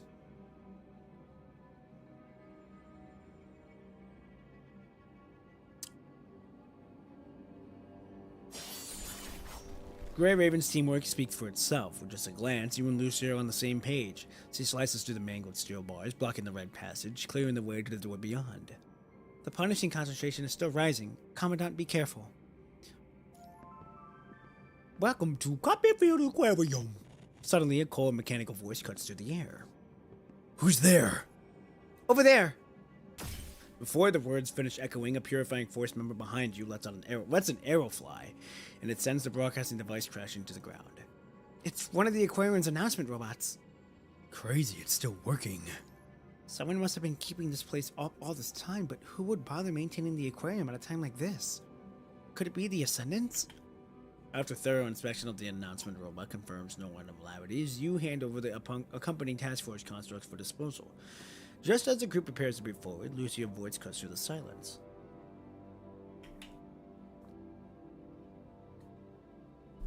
Commandant, over here. We've got something. In a spot that's easy to miss, thin tendrils of red-tide mucus intertwine with the streaks of vital fluid seeping through the concrete rubble. Let's go. The vital fluid hasn't dried up yet. These traces must have been left pretty recently.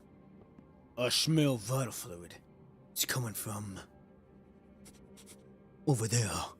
They might still be alive. He sniffs the air, catching the lingering scent that points to where the target might have gone. Let's go! Following the Purifying Force member's lead, your group barrels forward in hot pursuit until... Squeak! Someone's up ahead, and they're wearing a Purifying Force uniform. He doesn't recognize the figure from behind, but the uniform is unmistakable.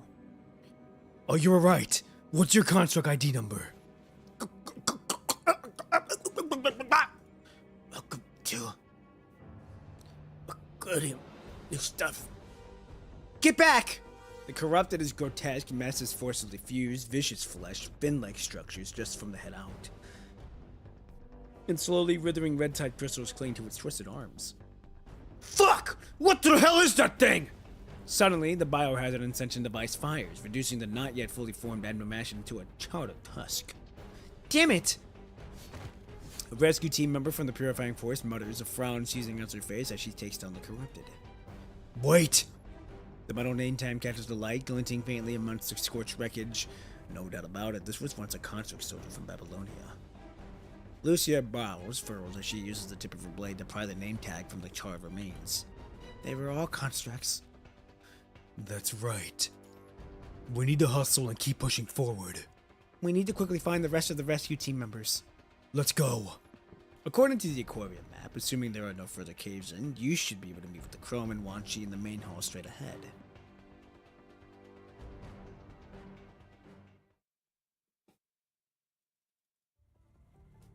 You briefly exchange information with Chrome and inform them that the Heterocutors are corrupting constructs. The data's been logged. As long as we have signal coverage, my terminal will auto-sync the mission report to Babylonia. As for our situation... He quickly goes over what they ran into in the lab passageway. So you guys found a... construct. Oh shit! What the fuck? The beat-up construct right in front of you gives a casual wave hello. Hello there, conservation area soldiers. She took out all the hero creatures in that corridor, but beyond that, she's not sharing anything with us. Just as you're about to press for details, your terminal suddenly rings.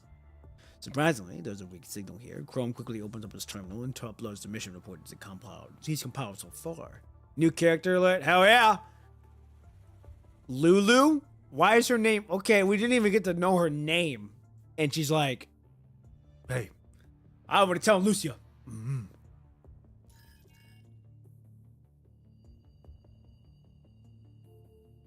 No fucking way. Actually? Again? What the fuck is happening here? Oh my gosh.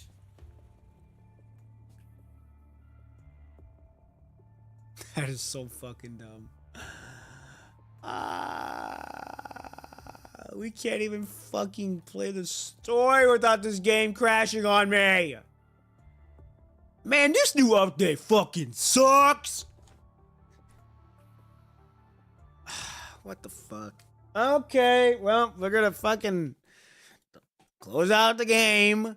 We're gonna start the game again. And we're gonna see if it wants to do it again. I have a feeling it's because of the new update. I want to say it's because of the new update. This never happens. And I know it ain't my fucking computer. Because my computer is Big Bertha, and she is a hunk of metal.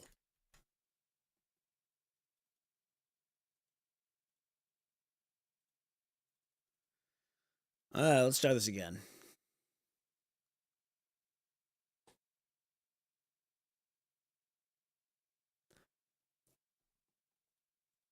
Might not be bug with your game. Might not be bug with your game this time. Clean reinstall shouldn't do this yet. New update is going wonky. Yeah, I was gonna say this update is fucking everyone up.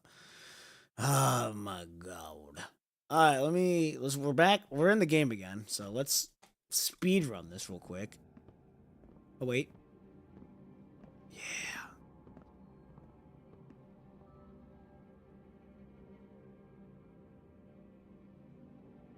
We're at 32 speed, so. Oh hell no, let's just quicker to fucking click the damn thing.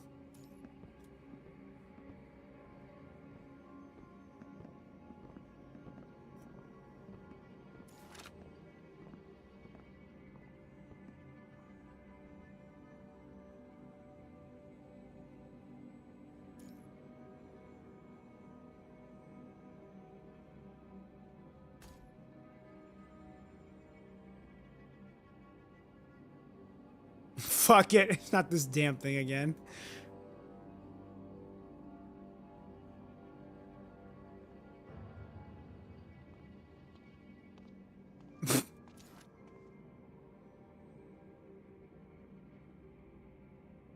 I'm gonna give her a country accent.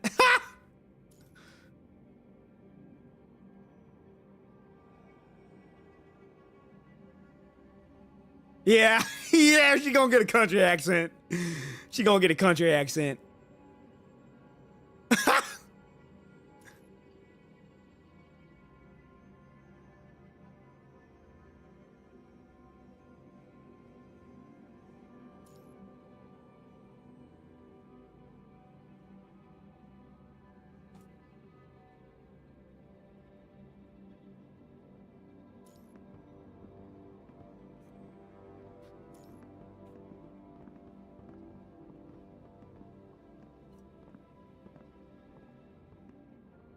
Okay, so what's her name? So Lulu.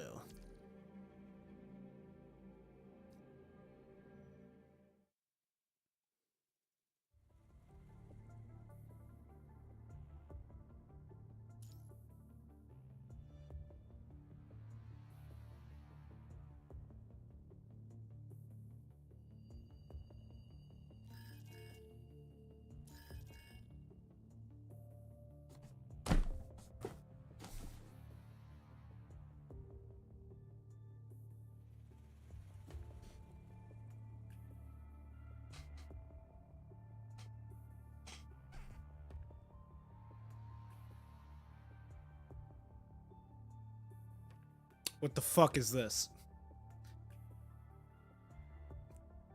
This is some horse shit. Like, what the fuck? I can't even enjoy the story without this shit in the bed. This ain't the computer. This is the update. Like, this is like a clean install, and it's still fucking up. Like, this ain't supposed to be happening. What the fuck? This shit got me fucked up. Oh, wait! Can you hear me? I can barely hear you. Okay, well, we're back. We're here. The signal should be more stable now. Puppin P, I'm briefing you on an urgent development. Bianca's condition has become critical. I'll go look at the community to see if anyone's also got the bug. Yeah, I mean, if you want to, you don't really gotta do that.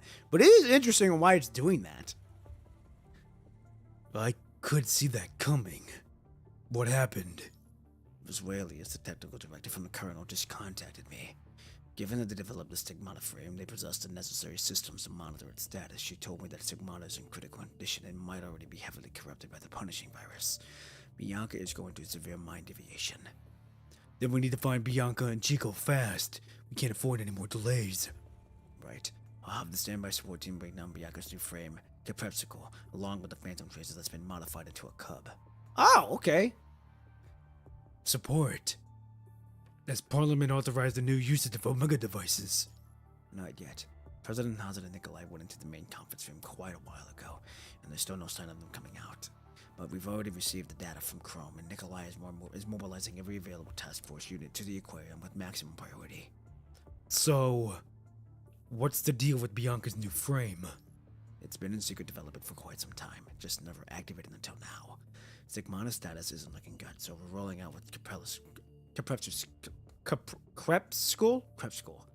We're rolling with Crep School for now. However, keep in mind this frame can only sustain combat operations for approximately 5 hours. Beyond that, its energy reserves will be depleted and it will automatically shut down into sleep mode. Remember, the cub must be activated simultaneously with Bianca's new frame. It'll help keep the frame running longer. The Phantom Tracer. How is that Phantom Tracer, Stigmata? Shorter than benchmark runtime was unexpected? You weren't our first choice after all. It's surprising and fascinating how it also proves that your mind was deviating before your hallucinations appeared.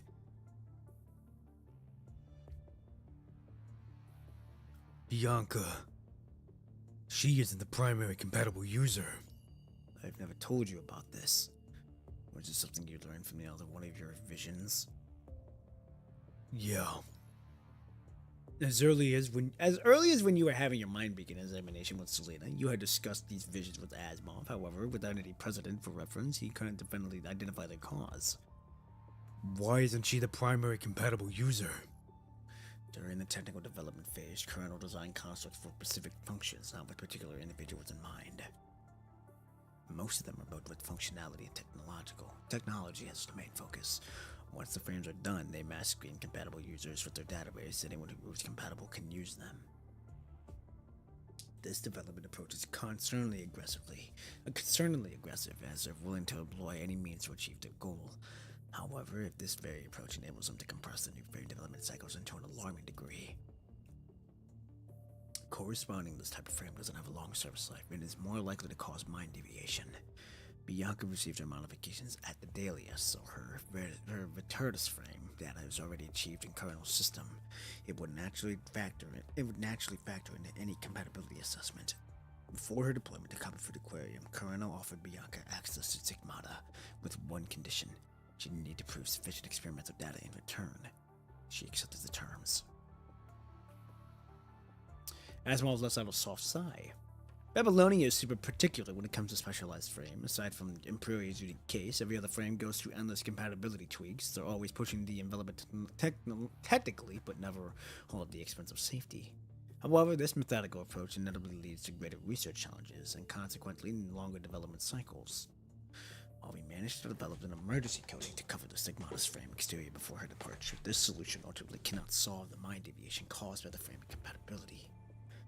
Can a deep mind connection temporarily smooth out the mind deviation? Yes, by swapping out the frame altogether, it's still the best bet.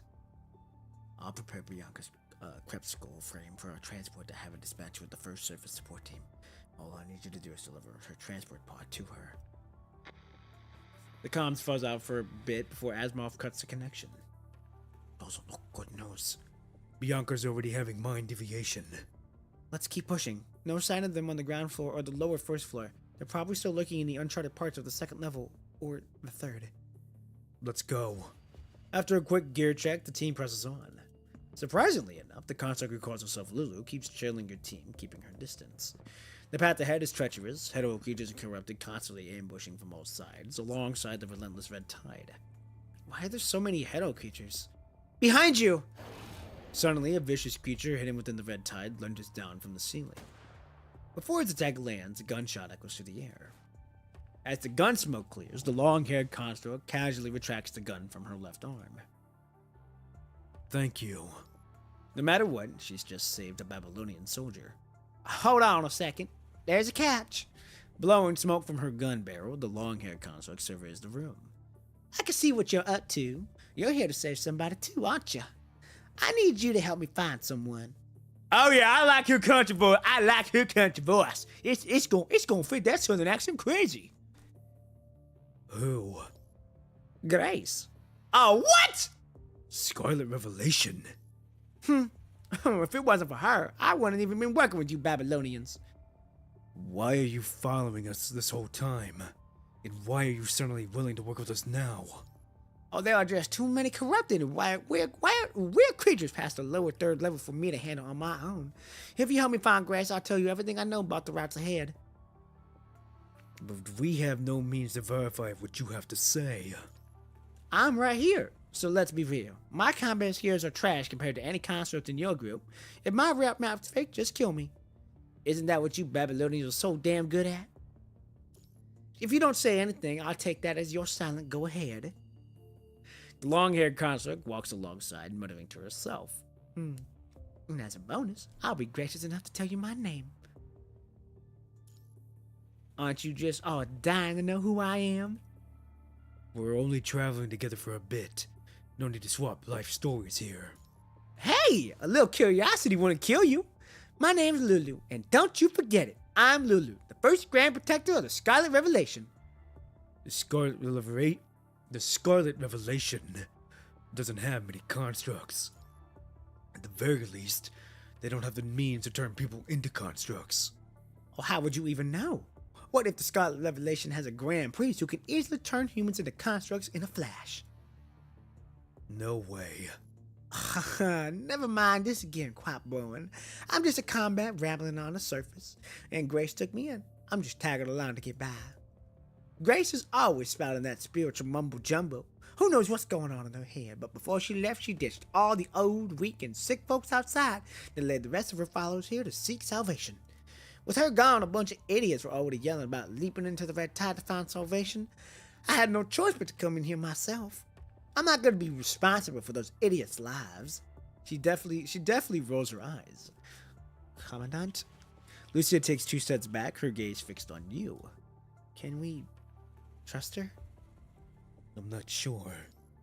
This construct's frame condition is poor. It doesn't appear to have been regularly maintained, and there are no ascendant-like energy fluctuations emanating from her. We can stick together for now, but let's just stay on our toes. Right. I'll keep my eye on her. The aquarium isn't a playground. If her goal is to truly rescue Grace, it aligns with Babylonia's objectives. But if she tries anything, your team has more than enough combat power to handle her. Well then, by the looks of your faces, you two have finally come to an understanding. Let's get going. Watch yourselves now. If y'all fall behind and walk into a trap, don't expect me to bail you out.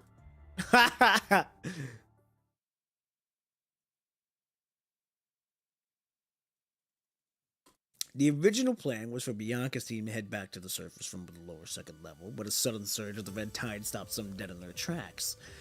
The red tide is on the prowl, hunting like a starving wolf and herding the remaining lambs before it. Bianca and Sylph are barely holding their own, but they managed to guide the Scarlet Revelation Cyrus to shelter near the lower 3rd level.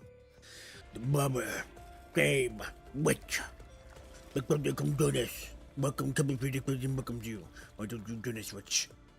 She fights to stay conscious, pushing away the endless whispering voices. Sylph, take them and go on ahead. We can't leave. There's no way out. There's only one path left, as if the Ascendant is deliberately herding these lambs to a predetermined spot. So we're stuck moving forward, are we? Lady Revelation, do we really have to press on? It's already come to this, hasn't it? What? Didn't you promise to lead us to rebirth in the future? Rebirth, isn't this right behind you? He's completely fixated, staring at the red tide slowly rising behind Grace. Those are monsters. How could that be? That's Marvin. Don't you see he's waving at us? Hey! Lady Levelish, thank you for leading us to that rebirth. We won't have to starve anymore. He heaves, about to jump into the red tide. Wait! Lady Revelationist. At least, not yet. She winches, her eyes closing in pain. If you enter rebirth now, God will be displeased. God does not wish to accept your offerings under such hasty circumstances. Is that so? Yes. Didn't you see them? Those monsters are punishments sent straight from the heavens.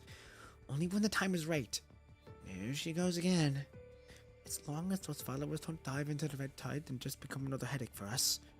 She's still dropping those useless little pebbles as markers. As long as they're happy. How's the situation on the Pure Farm Force members? Terrible. Well, at least you're honest about it. 3 are injured and showing symptoms of corruption. Their minds are already starting to deviate. On top of that, 2 members got swept away by the red tide when we were making our escape. They just couldn't move fast enough. A quick breather? No, it's not safe here yet. Let's keep moving. Before Bianca can finish speaking, her teeth clench, she lunges forward, her blade flashing in a single decisive strike, cleaving through the head-o creature just as it lunges for Sylph from behind.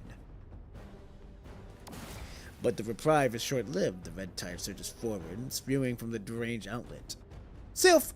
Take them ahead! Go into the room and shut the door! I'll hold the rear! Without a word, Sylph hoists an injured construct onto her back and calmly directs the Scarlet Revelation members to evacuate. Meanwhile, Bianca musters her strength, pushing back the relentless head-o creatures are hot on their heels. Witch is the witch! Come and join us! From within the red tide, countless projections charn, emanating sounds like ghostly chants. Stay here, join us. Bianca catches a glimpse of the door slowly closing. She delivers one final strike, then her eyes flutter shut in exhaustion. Just as the red tide is about to swallow Bianca whole, Sylph darts out from the doorway like lightning, grabbing her. She uses a climbing rope to slide back into the room and is mobile before the door slams shut. The Red Tide battles a sealed door. Okay, episode 7, Monster. The sea surface is not far from Copperfoot Aquarium. The sky hinges dark and heavy as a massive storm brews on the horizon. A vessel tears through the looming clouds. Does it really take this much effort to locate an aquarium drainage outlets? Okay, now why is Vera in this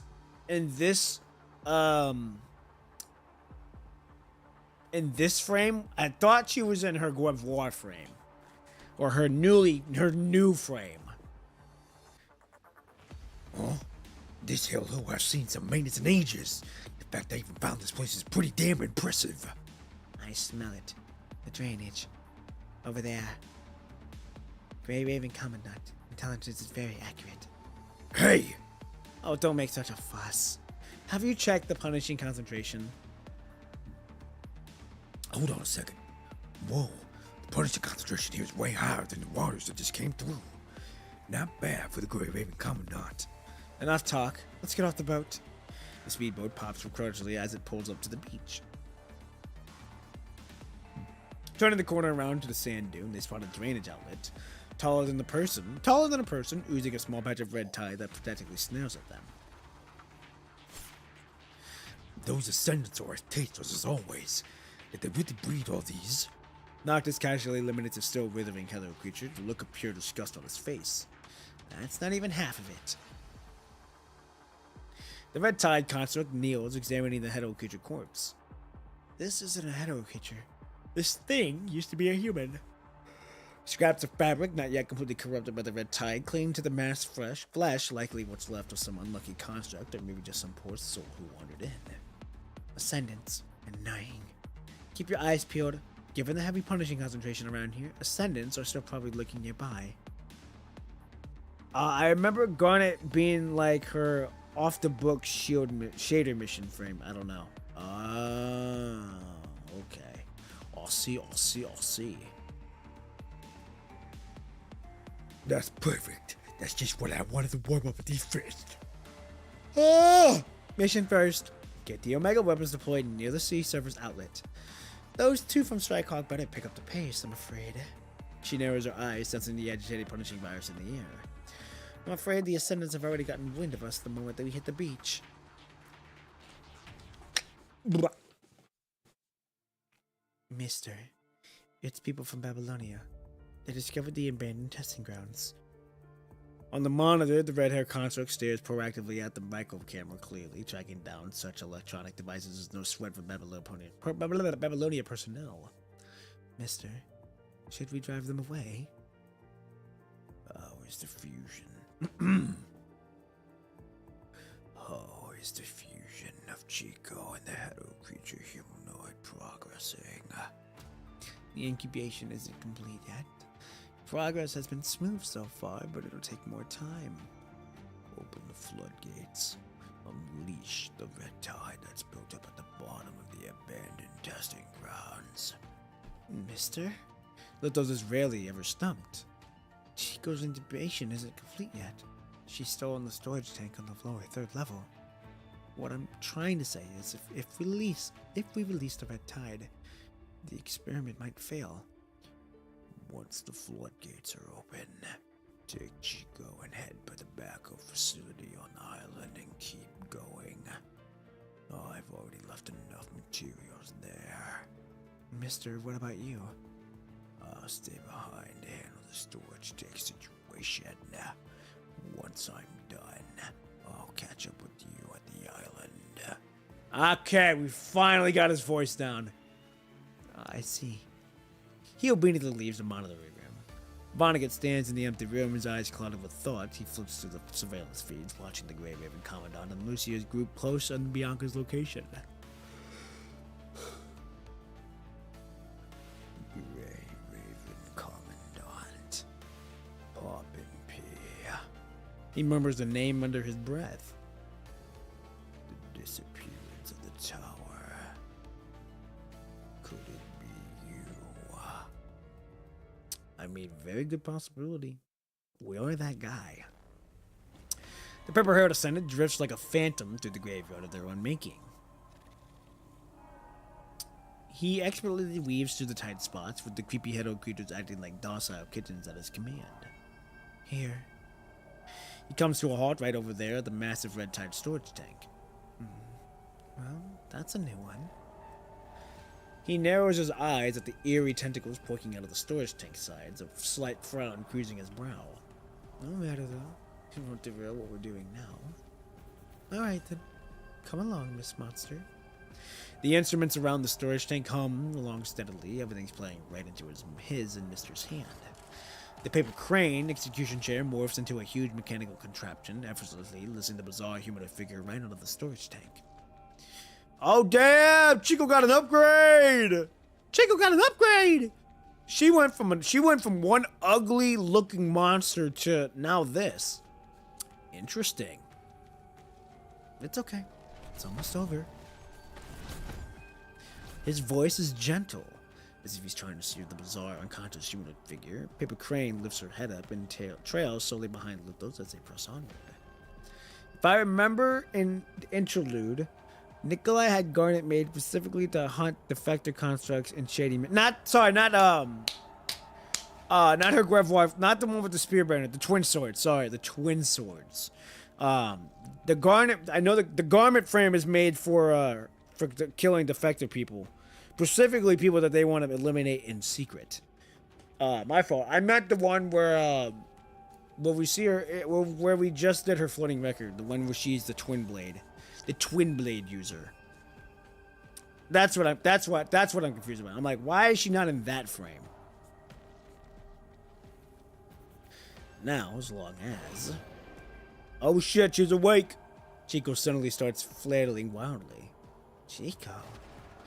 The execution chair reacts quicker than Lithos can, clamping down hard on Chico's limbs as metal bites dig deep into her flesh. Chico? Lithos moves closer to Chico to figure out what went sideways. He already pared down the construct's memories that should have. The adherent humanoid seems to have completely lost its mind. She thrashes wildly, ignoring Paper Crane's restraints. With the grotesque twist of her body and at the cost of chunks of her own flesh, she breaks free from the execution chair. Chico, over here. Follow me. Just like how he handles any other ghetto creatures, Lithos tries to get close to Chico. Lithos immediately unleashes countless red tide strands to coil around him like a toxic cloud, with Chico now merged with the head of a humanoid. He clearly isn't fazed by these attacks. Oh, we'll see Grevoire later, maybe next chapter. Oh, nice! Cool, I would like to see that frame. She aggressively closes in on the purple-haired ascendant, slashing at him without a moment's hesitation. Litho curls up in the execution chair and envelops him like a cushion-made cage, keeping him perfectly protected. Where did things go sideways? Chica before him clearly has no self-consciousness, but why would she awaken at this moment and develop desires to break free and attack? After her strike misses, Chico gives up her attack and vanishes in a flash. Her eyes remain vacant as if she's performing all these actions unconsciously. Why can't you just be a good little test subject and play along? Transcending death, isn't that humanity's pursuit? The purple-haired ascendant lets out a soft sigh as his Paper Crane, doing exactly what he wants, takes off after Chico in that direction she ran.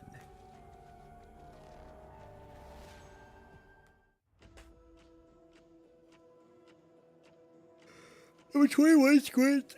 It cocks her head, listening hard for something after taking out the third mini surveillance camera. Number 21. Captain, I hear something over here. Back up. 3 slowly back away. 5 minutes later, a thin stream of red tide oozes out of the massive drainage outlet, slithering forward like a thick, wriggling movement.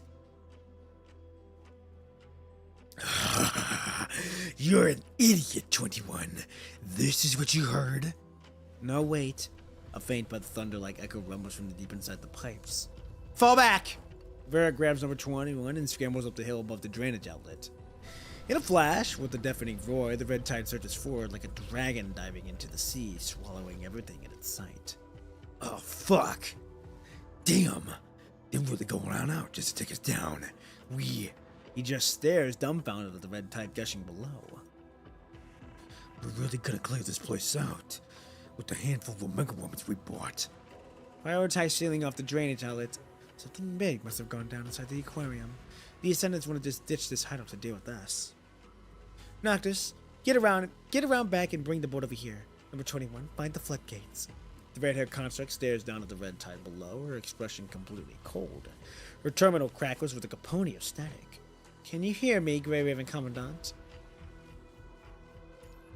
The signal seems to be intermediate. Your voice on the other end fades in and out.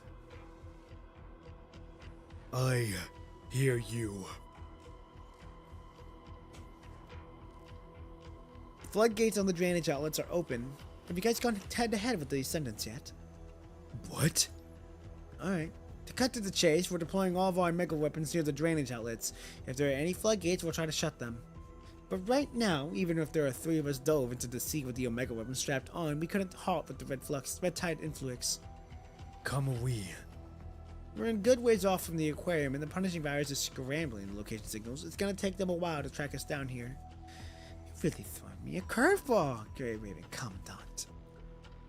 Be careful. Stay safe. Doesn't matter. Cerberus won't fold over this. With the red tide released, the Ascendants might go all out or try to escape. You should. The red tide surges forward, and the punishing virus interference cuts off their communication. Vera smirks with every present danger. With the flick of her wrist, she tucks the terminal away as if the threat means nothing to her. Captain, someone sabotaged the floodgates control. I knew it. Let's move. We need to meet up with Noctis. These few Omega weapons won't be enough to block the water outlets. It's okay. She manages a bitter smile, her gaze fixed on the red tide as she floods to the sea, concern clouding her eyes. Don't we still have the boat? With the red tide released, the Ascendants might go all out or try to escape. You should. That transmission suddenly cuts out. Commandant, what's the situation with Cerberus? The red tide has been released from the drainage outlets. The Ascendants might try to escape or launch an attack. But we haven't run into any Ascendants yet. They're probably watching us through surveillance or something. Inside the aquarium's massive tank, several bionic fish swim silently. We're currently in the corridor of the lower second level. Lulu hasn't been lying, at least not about the directions. She has successfully led your group around most of the red tide contamination and collapsed areas on the lower second level, bringing you to the lower third level's entrance. If we go any deeper, we'll probably lose contact with Babylonia. Every single transmission from Bianca and Chico cut off after they went into the lower second level. Wan Shi.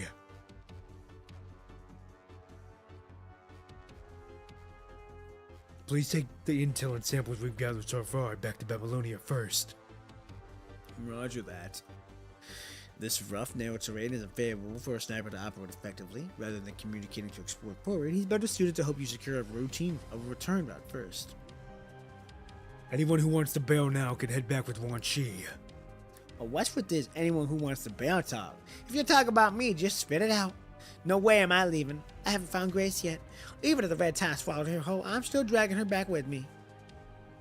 Chrome and you exchange a quick glance. He's signaling that Lulu's not going to hold your group back. Alright, let's go. Oh yeah! Alright, so this will probably be the last episode. Because these chapters kind of take a little bit. But hey, you know what? That's alright. Hold on.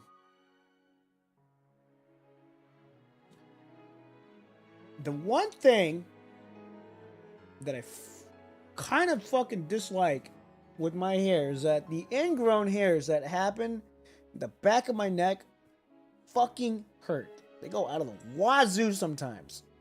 I was just itching the back of my head and I fucking found one. And it fucking hurts. There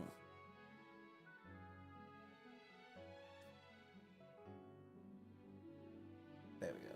Oh, god damn. Okay. Episode 8. Despot Red Tide. Let's do it. We gotta stand up again. Let's do it. Oh. Grace carries Bianca on her back, feeling through the narrow passages into a posture so strained it borders on comical.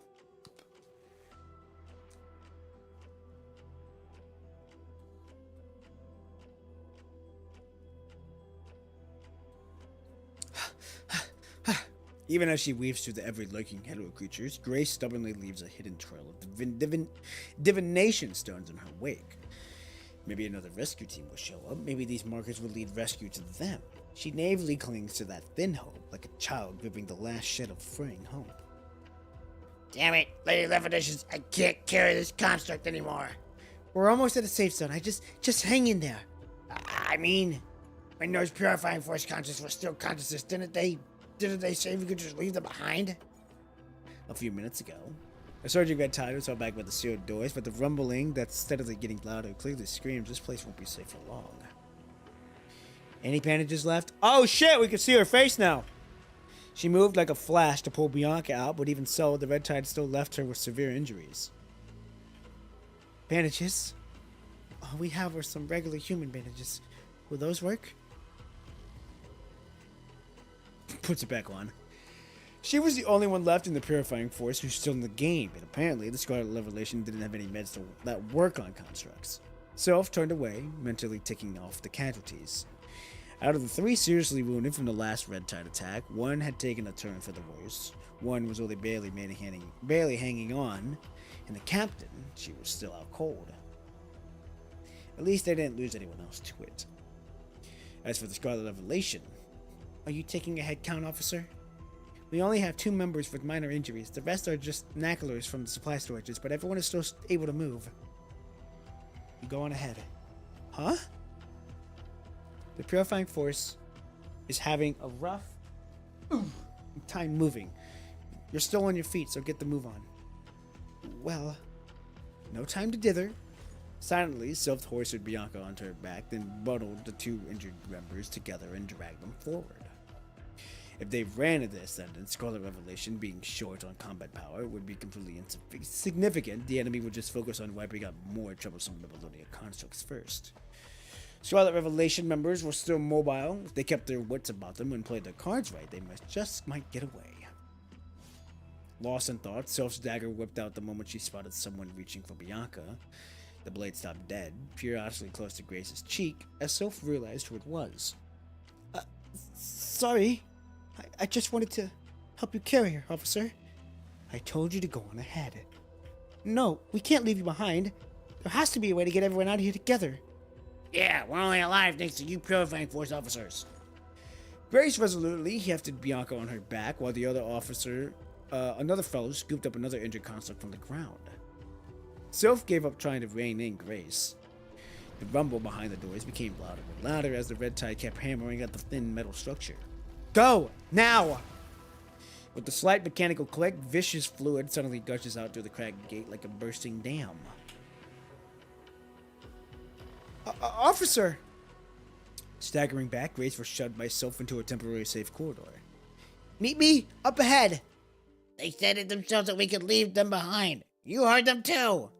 Leave them behind? Leave them behind? You really think you can make it out here on your own? She asked calmly, turning to face the person who suggested it. Never mind, my fault. That's not what I meant. I just figured we have an easier time now, that's all. No. As long as we have their companions with us, that construct can still fight, will definitely come back for us, no matter what. Otherwise, what's just a minor threat to a construct could kill us at any moment? Are you looking to die? But the red tide is all over the aquarium. We could just bring them with us into the red tide, embrace rebirth. Right. The red tide. If we believe in the god of the red tide, he will guide us to happiness beyond. The red tide is a rebirth and salvation. God shall create paradise. God shall create eternal life through the red tide. Yeah. Follows through the glance at Grace's expression. Isn't that why you've always told us, Lady Revelationist? But open your eyes and look around. The red tide here. All those slimy clumps of flesh. Those deep-foreign monsters. Do you really want to embrace this kind of red tide? Do you want to enter this kind of rebirth? The red tide here is not the red tide we worship anymore. Her face is utterly expressionless as she states the pathetic fact. Grace once tried to believe that this red tide could guide them to rebirth, but neither the amalgamated flesh pulp nor the bizarre head creatures resembled the beautiful vision described in the Nocturne. It's been artificially manipulated, twisting believers' wills and leading them into an irrational hell. This is the kind of red tide we can't bring us to a truly blessed rebirth. We need to harness Babylonia's power, the construct power, to break free from this place. Only then can we look for true paradise. She prepares to pay any price for this, even if it means taking advantage of the construct's good nature, even if Babylonia comes after her for it later. The follower just clams up, looking sheepish. Grace struggles to lift the unconscious Bianca, gritting her teeth as she pushes ahead. Around the corner, Sofa waits, her face shadowed by the hood. Officer! Grace Harris practically stands on the end, not sure how much of this construct cut, but she can't tell if, after hearing her plan, the construct would still. Let's go.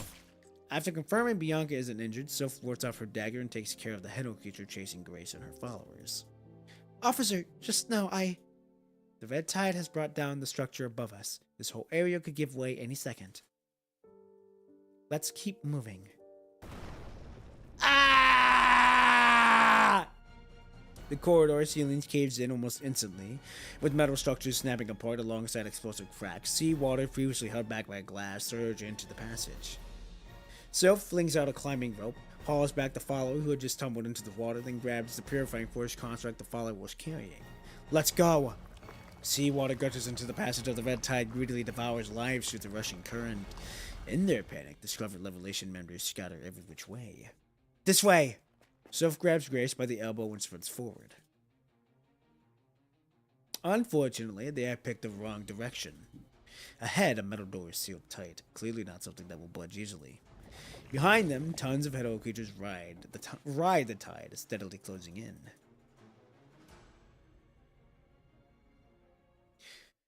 It's almost like I have to click, I have to click a lot just for it to move, and I don't know why.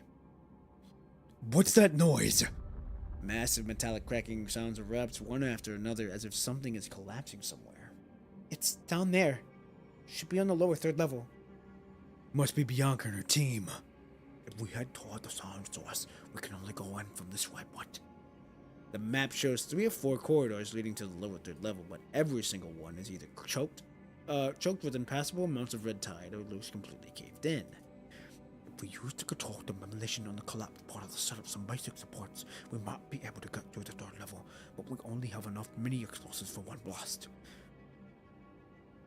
One she should have already gotten our message to Babylonia, but until backup arrives here, we need to play it safe.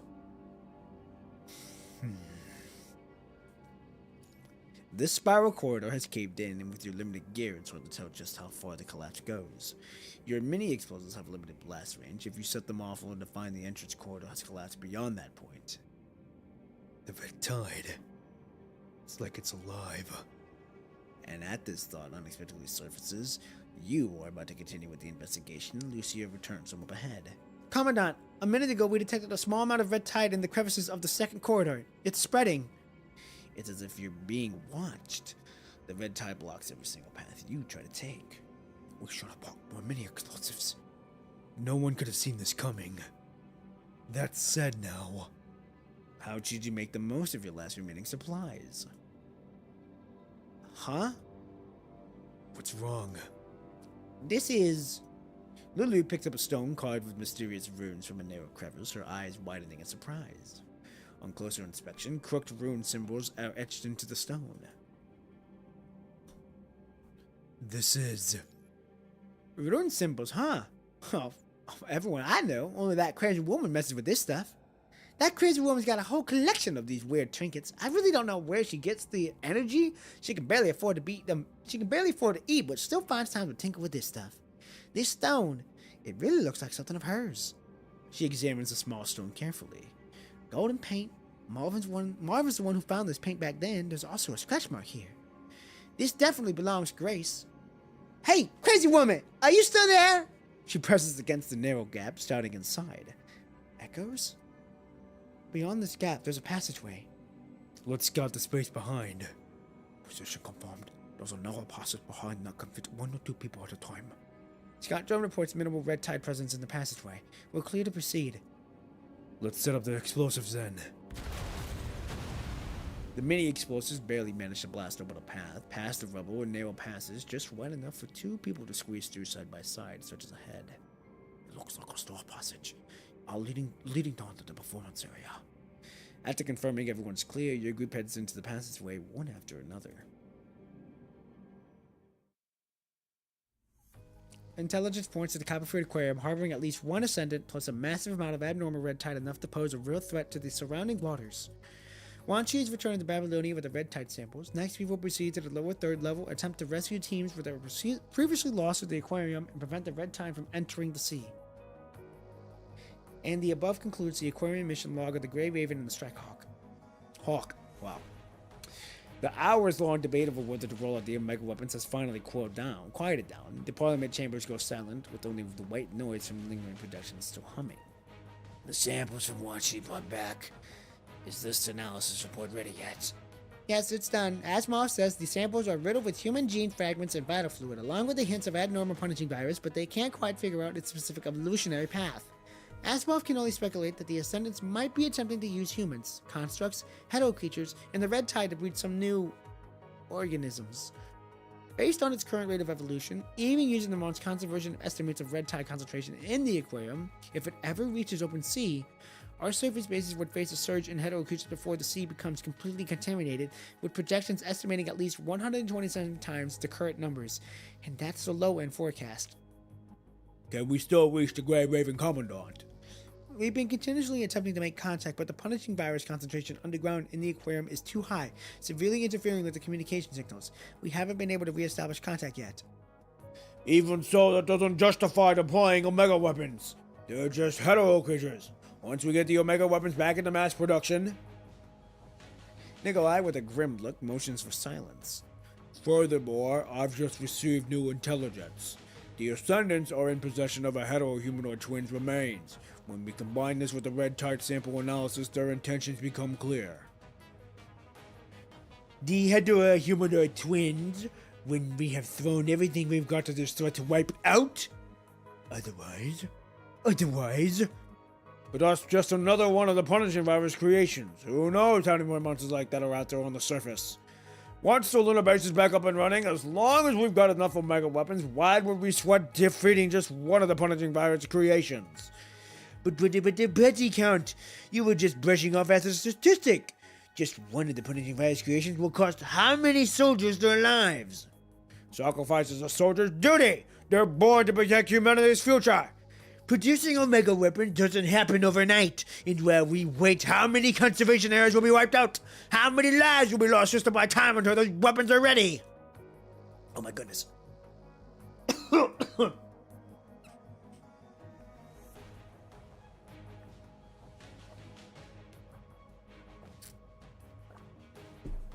For humanity's future, all that is fair game. The opposing counselor is practically spitting fire, passionately pounding the table just as he's about to launch into another triad. Hazen from the center of the assembly hall starts to speak slowly. Once the red tide from the Copperfield Aquarium spreads out, it will enter the sea. Even if it hits the sea, that's still... Once the red tide reaches the sea, in just one day, it'll impact a total of 13 conservation areas in the plantations under Babylonia's control. With the aquarium as the center, Several ports and coastal conservation areas are marked one after another. If we don't get the red tide under control soon, within a week, hetero creatures spawned by it will start hitting shores across much wider areas. By then, these conservation areas and reclaimed ports are all, to some extent, tied up with the counselor's financial interest. I'm sure we all remember the absolute havoc the hetero-humanoid twins wreaked on Babylonia. We cannot afford to see Babylonia's assets get trashed again, which is why we need to deploy the Omega weapons without a moment's hesitation.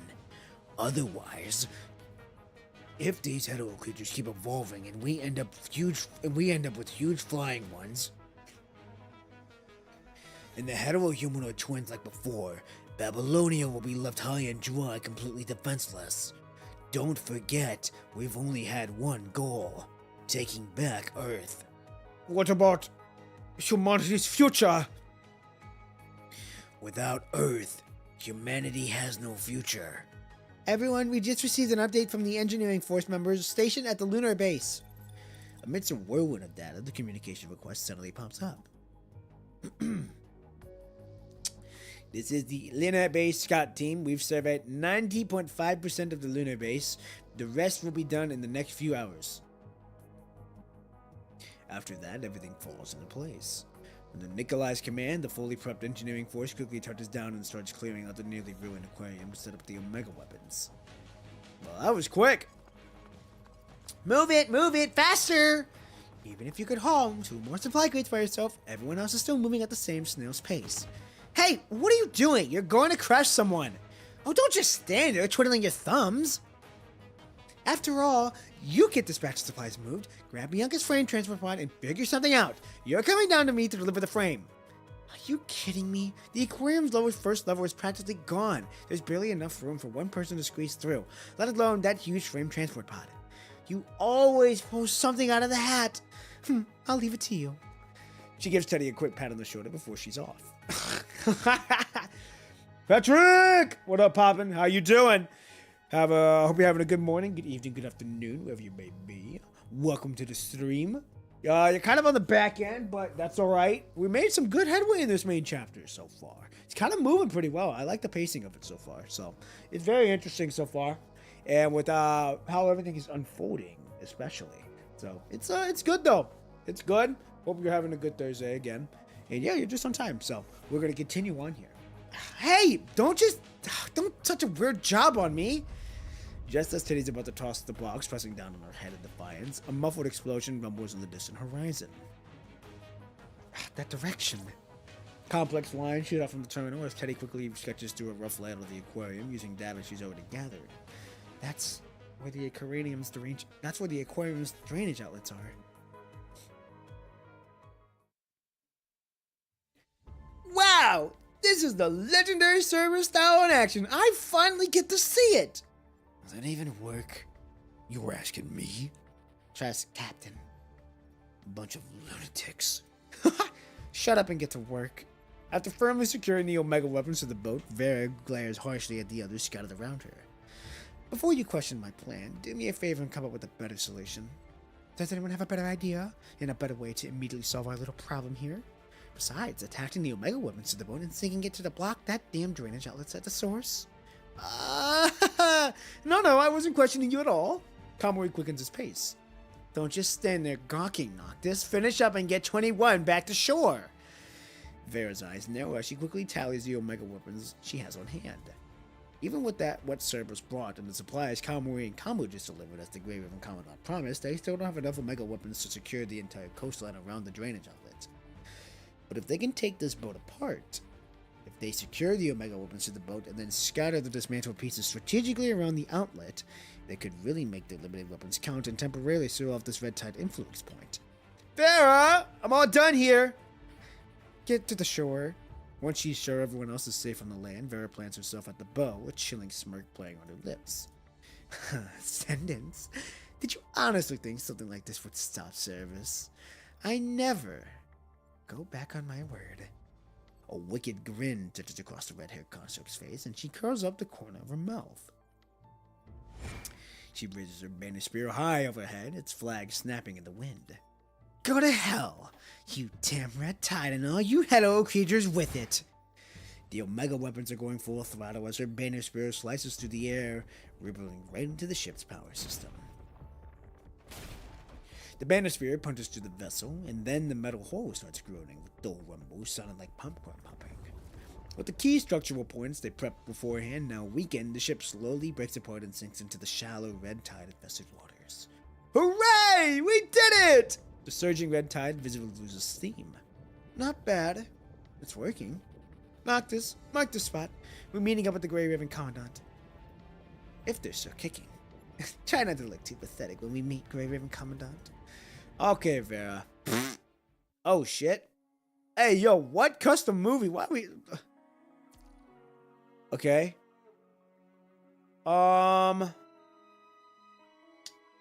We're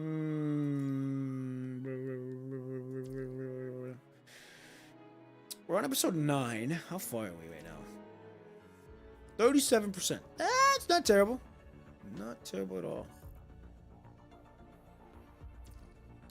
Okay, so we'll probably do this episode, and then we'll probably call it from there. So let's at least do this one. So episode 9, Human. Hey, over here, there's another one. At the fork connecting the lower second tower, so second and third levels, the female consort quickly bends down, picking up another metal pebble inscribed in the rune symbol. Well, that's so like Grace, naive to the point of foolishness. Whether she's blindly worshipping the red tide or just blundering through with the most ridiculously clumsy method. At least it works. Commandant, I hear fighting up ahead. Bianca and the team must be... The joy in her tone vanishes in a flash as the vicious red tide gathers into a thin stream pooling into the corridor ahead. The red tide again. The enemy is operating from the shadows. We're truly up against it. The red tide clearly can't evolve a brain. The only explanation is someone's constantly keeping tabs on everyone here. Should we split up? No. Splitting up would divert some of their attention, sure, but it would also leave you vulnerable to being picked off one by one. Let's find Bianca and her team first. Once we regroup, we'll figure out a way to draw the enemy out. Easier said than done. With the red tide this murky, if we try to push through, we'd likely bump into those things lurking inside before we even get a third way to cross. I really don't want to be packed in like sardines with a bunch of people. Ugh. We don't necessarily have to go through the red tide. Following the signs along the way, it turns out Chrome's theory is spot on. This is indeed a service corridor the aquarium staff used to get to the performance site on the lower third level. Just as you were racking your brain trying to figure out how to get around the red tide, it suddenly turns into violent waves as if responding to some unseen command. Commandant, look up! Metal supports! High above the ceiling, Golden Age metal supports that once held up the dome stand uncorroded. After testing the weight capacity of the climbing ropes, Lucia takes the lead and leaps onto the supports. Let's go! Everyone scrambles across the metal framework using both hands and feet with the sounds of battle just inches away. It's a password protected door. The wire on the outside is damaged. The bomber can't open it with a password. Oh shit, that's probably them on the other side. Damn it! Damn it!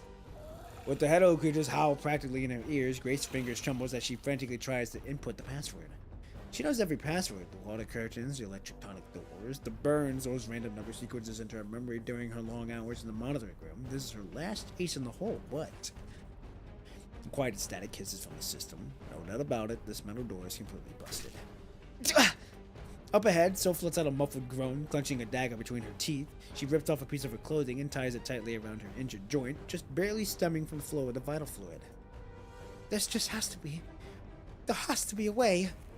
With clumsy fingers, she wrenches the wire ends from the metal door, trying to rig different colored wires together as she sees, like she's seen Lulu do when repairing vehicles, hoping the system might kick to life. Electric sparks fly from the circuits, even the white noise vanishes. How could this be? No, impossible, no.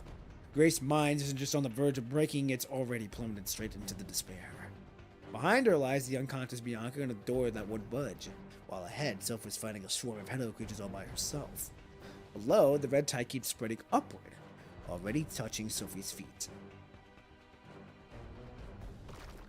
Lady Grace. Who's there? She shivers, staring at the disbelief of the red tide. Marvin?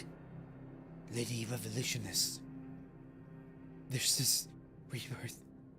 The red tide. No, this can't be happening. Lady Revolution, you tricked me again. No, that's not true. Could this be? She shakes her head, despair gnawing at her. Her hands trembling on the crowbar, she has no idea where or if she should even strike. Within the red tide, there's rebirth. Within the red tide, there's rebirth. Within the Lady Devonish, come join us, embrace and joy. The red tide projections are a grotesque mess. their faces constantly morphing, their voices shifting and swirling. The red tide of salvation welcomes you.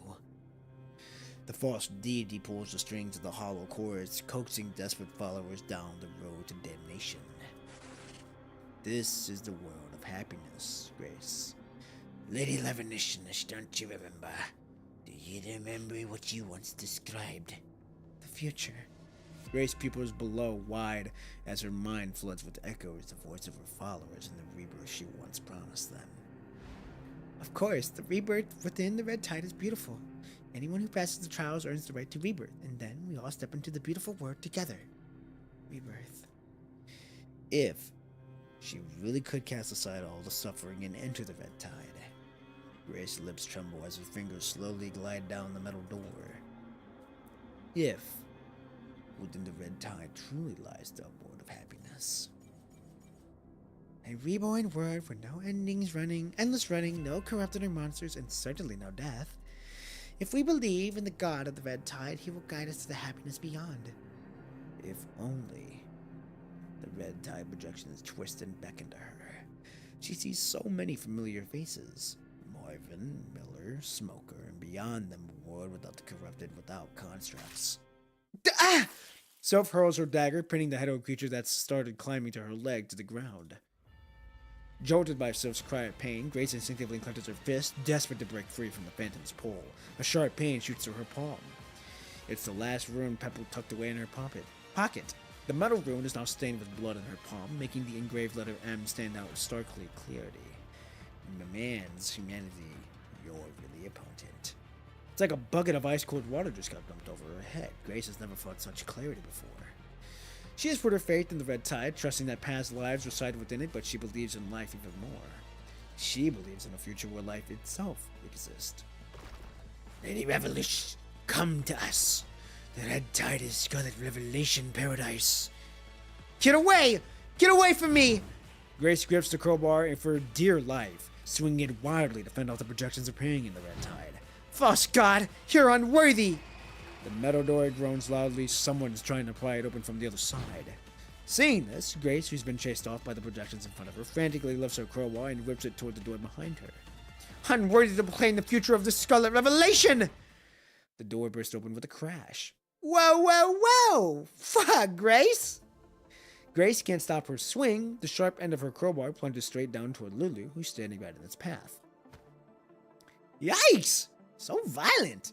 Good thing I was on guard. Survive and have hetero creatures only to get bashed by you would be a pretty damn embarrassing way to go. Lulu coughs up some vital fluid that's leaked from an overload, then kicks the metal door with her foot.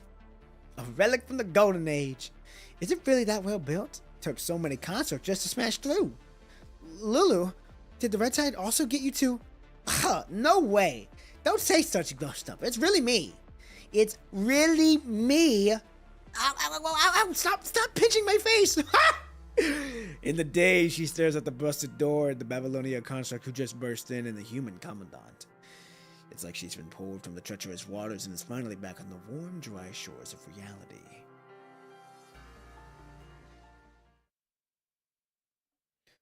Bianca! The moment you burst in, you see Bianca with her eyes tightly shut. Severe punishing corruption, virus corruption, already on critical threshold. Her mind has gone seriously off kilter. Prepare for a mind deep connection. The equipment is quickly calibrated. With no time to find a safer spot, you immediately start the deep mind connection. Starting deep mind connection.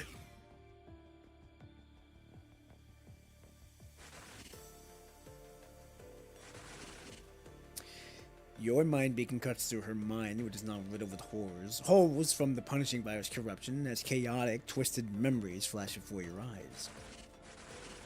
Nightmare shadows tail your every step. Incoherent whispers spilling from their lips, tropical fish twist into grotesque forms, screaming and wailing. Bianca. As you dodge the sharp mental spikes, countless voices blend together. Witch! Blood-stained devil! Self-righteous phonies. Bianca! Wake up! It's me! Commandant. A weak voice echoes from the depths of her mind. Bianca! I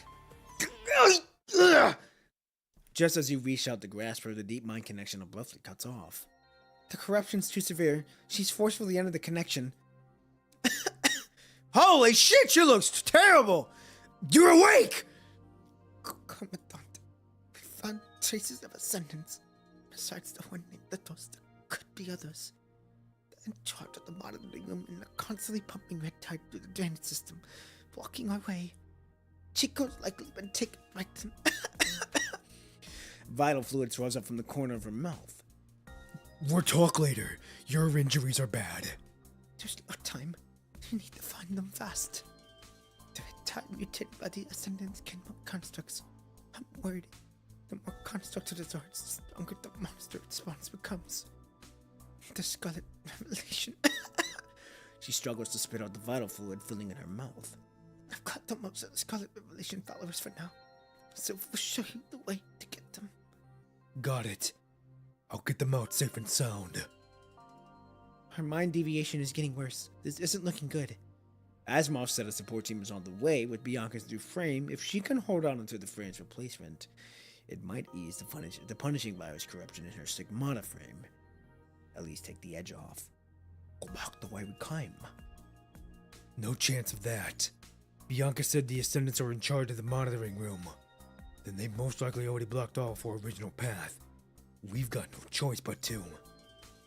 They're from Babylonia! Wait, Commandant! Hearing all the noise, survivors who scattered during the Red Tide assault start helping each other out, gradually making their way over here. A quick head count shows at least a dozen people, but only 3.5 of them are still mobile. The 3 are the fastest runners among the followers, and the half is Self, who stubbornly insists she can still move. Let's split up, Commandant. You and Lucio take Bianca and head off first. I'll stay behind with the Scarlet Revolution construct and clear the obstacles and wait for backup. He always takes the rear guard, a move that seems to be Chrome's go-to in his crisis management playbook. He's used to shouldering the dangers himself. No. There are too many wounded for you to handle alone. I'll stay with them. A moment of hesitation flickers as you look at Sylph's wounds. Even with your help, I'd still be tough to handle everything. It'd still be tough to handle everything. And with the Ascendants lurking, we can't tend to this many wounded. Your terminal suddenly rings, shattering the silence. We're still getting a signal. My God, brother! Why is it doing this? I'm gonna hope it just fixes itself before everything happens here.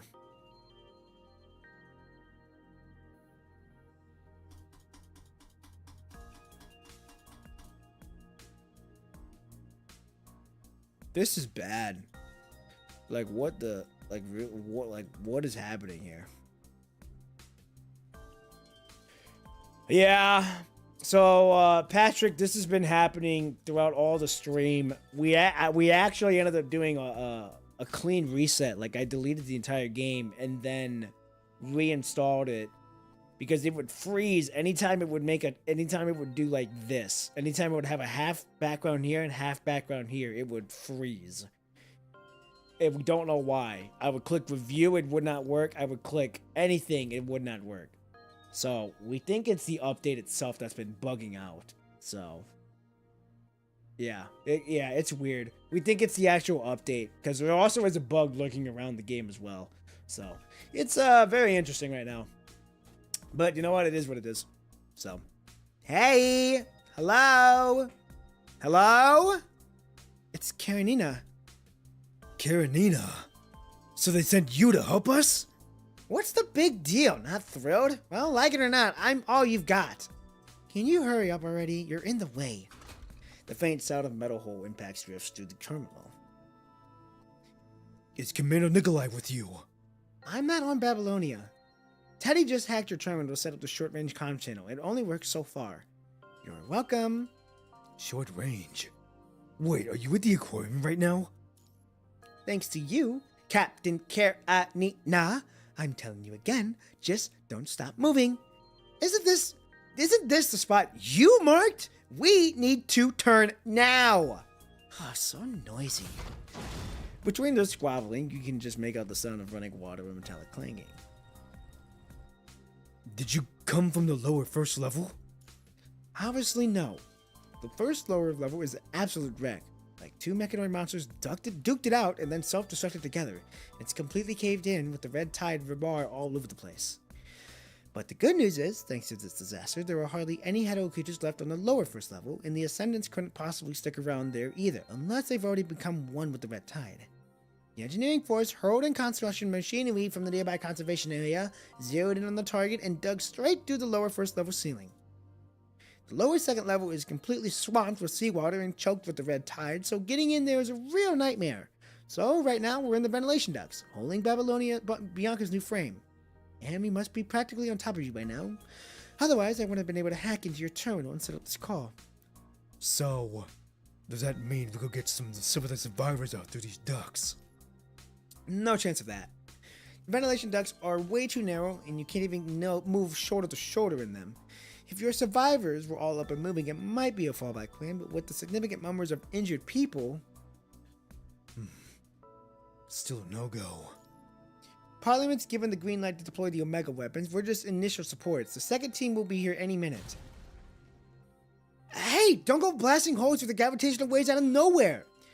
Anyway, just hang tight and make sure Bianca hangs on too. Teddy will sync with the nearest coordinate point and simple route to you. We'll meet up there. Probably needing to buckle down on her work, Kiranita cuts off the communication.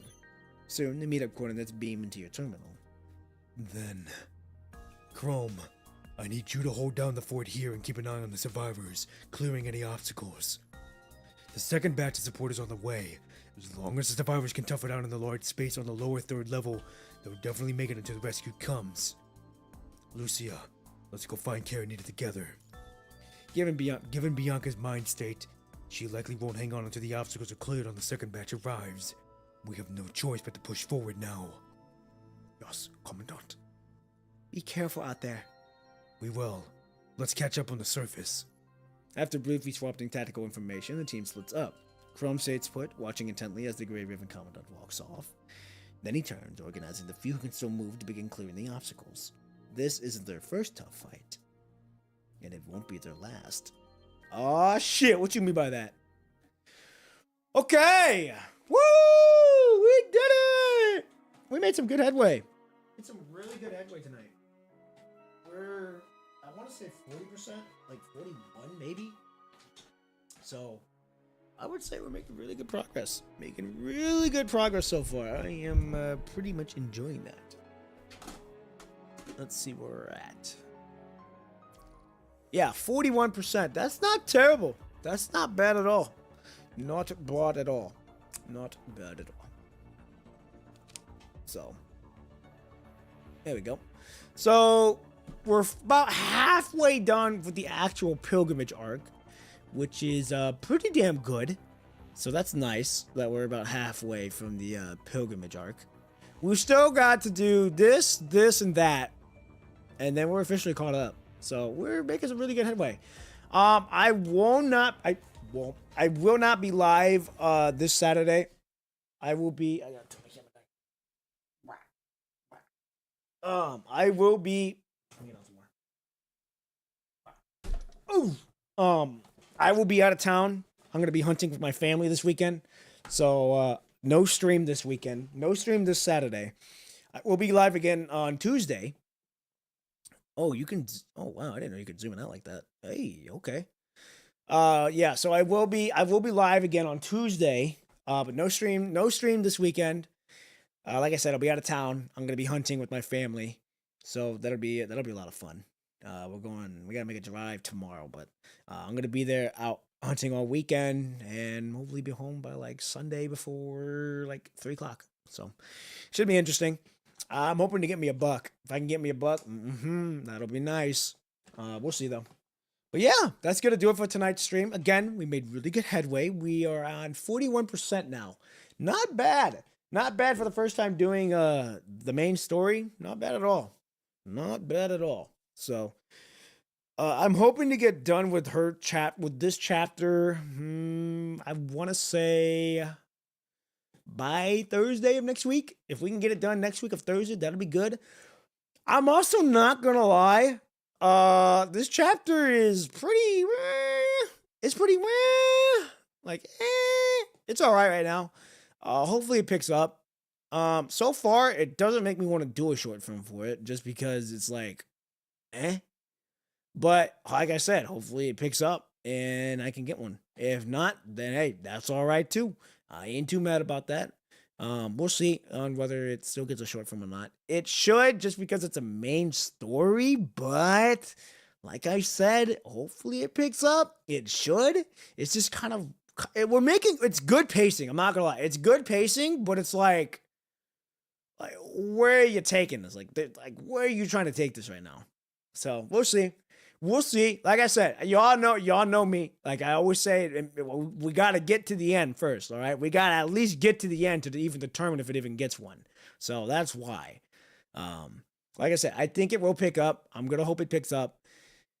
And yeah, so I feel like mostly retelling with slightly different detail and deja vu, yeah? Pretty much, you're kind of hitting the nail on the head. It's kind of like we kind of already see what happens in Copperfield Aquarium. We kind of going through some deja vu, going through the story again of her first chapter, but more different details, like you said, and just so it's like, if it's a main story, there's a reason it has to be in the main story. There ain't no other way. So hopefully it picks itself up. We're gonna see, ladies and gentlemen. So we'll be on the lookout for it. So okay. With that being said, I don't want to keep you guys here any more longer than usual. I'm gonna let you all go. Thank you all so much for being here. Your time is very precious to you, and the fact that you decided to spend time with it on me, I am very grateful, and I do not take that for granted at all. Also, I'm gonna be honest here too.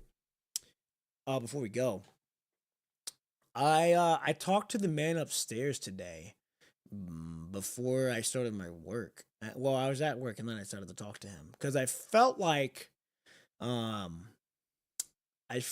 man up. I felt like I think the devil got me a little bit these past couple weeks, and I haven't talked to the man upstairs in the past couple weeks either, which made me realize like, oh, I haven't talked to you in a minute. So I finally talked to him at work. Talked to him about some things. Got some things off my chest, and when I was all said and done, I just remember kind of like sitting there and just kind of feeling like embraced, because I felt clarity come out again. I'm like, oh yeah, I see now. I see the wisdom. I see the signs that you were showing me. So I'm glad that I'm talking to the man upstairs again. Like I said, I usually always do. I always talk to him before bed, thanking him for everything, and I didn't do that for those past couple weeks. But it makes me learn, makes me appreciate the what I see now, and to learn from it, and to always be striving to be better. I am not perfect, ladies and gentlemen. I am not perfect. I deal with my battles. I deal with things on the daily, just like everybody else. But it's about how you handle those battles and how you handle them moving forward to get better at it. So that's what I did, and I feel like I should have seen that. But hey, you know what? I see it now, and as long as I put the man upstairs first and foremost in this plan and everything's gonna work out. Everything will work out. So yeah, that's basically what I wanted to share with you all. So, anywho, ladies and gentlemen, I let you all go now. So, I will see you all Tuesday night, 7 p.m. Central Standard Time, where we will be continuing on with the main story, Through the Tide Home. Very excited to see what's going to happen there. Until then, I hope you guys have a good night, have a good morning, have a good afternoon, and I will see you all next time. I'm out. Peace.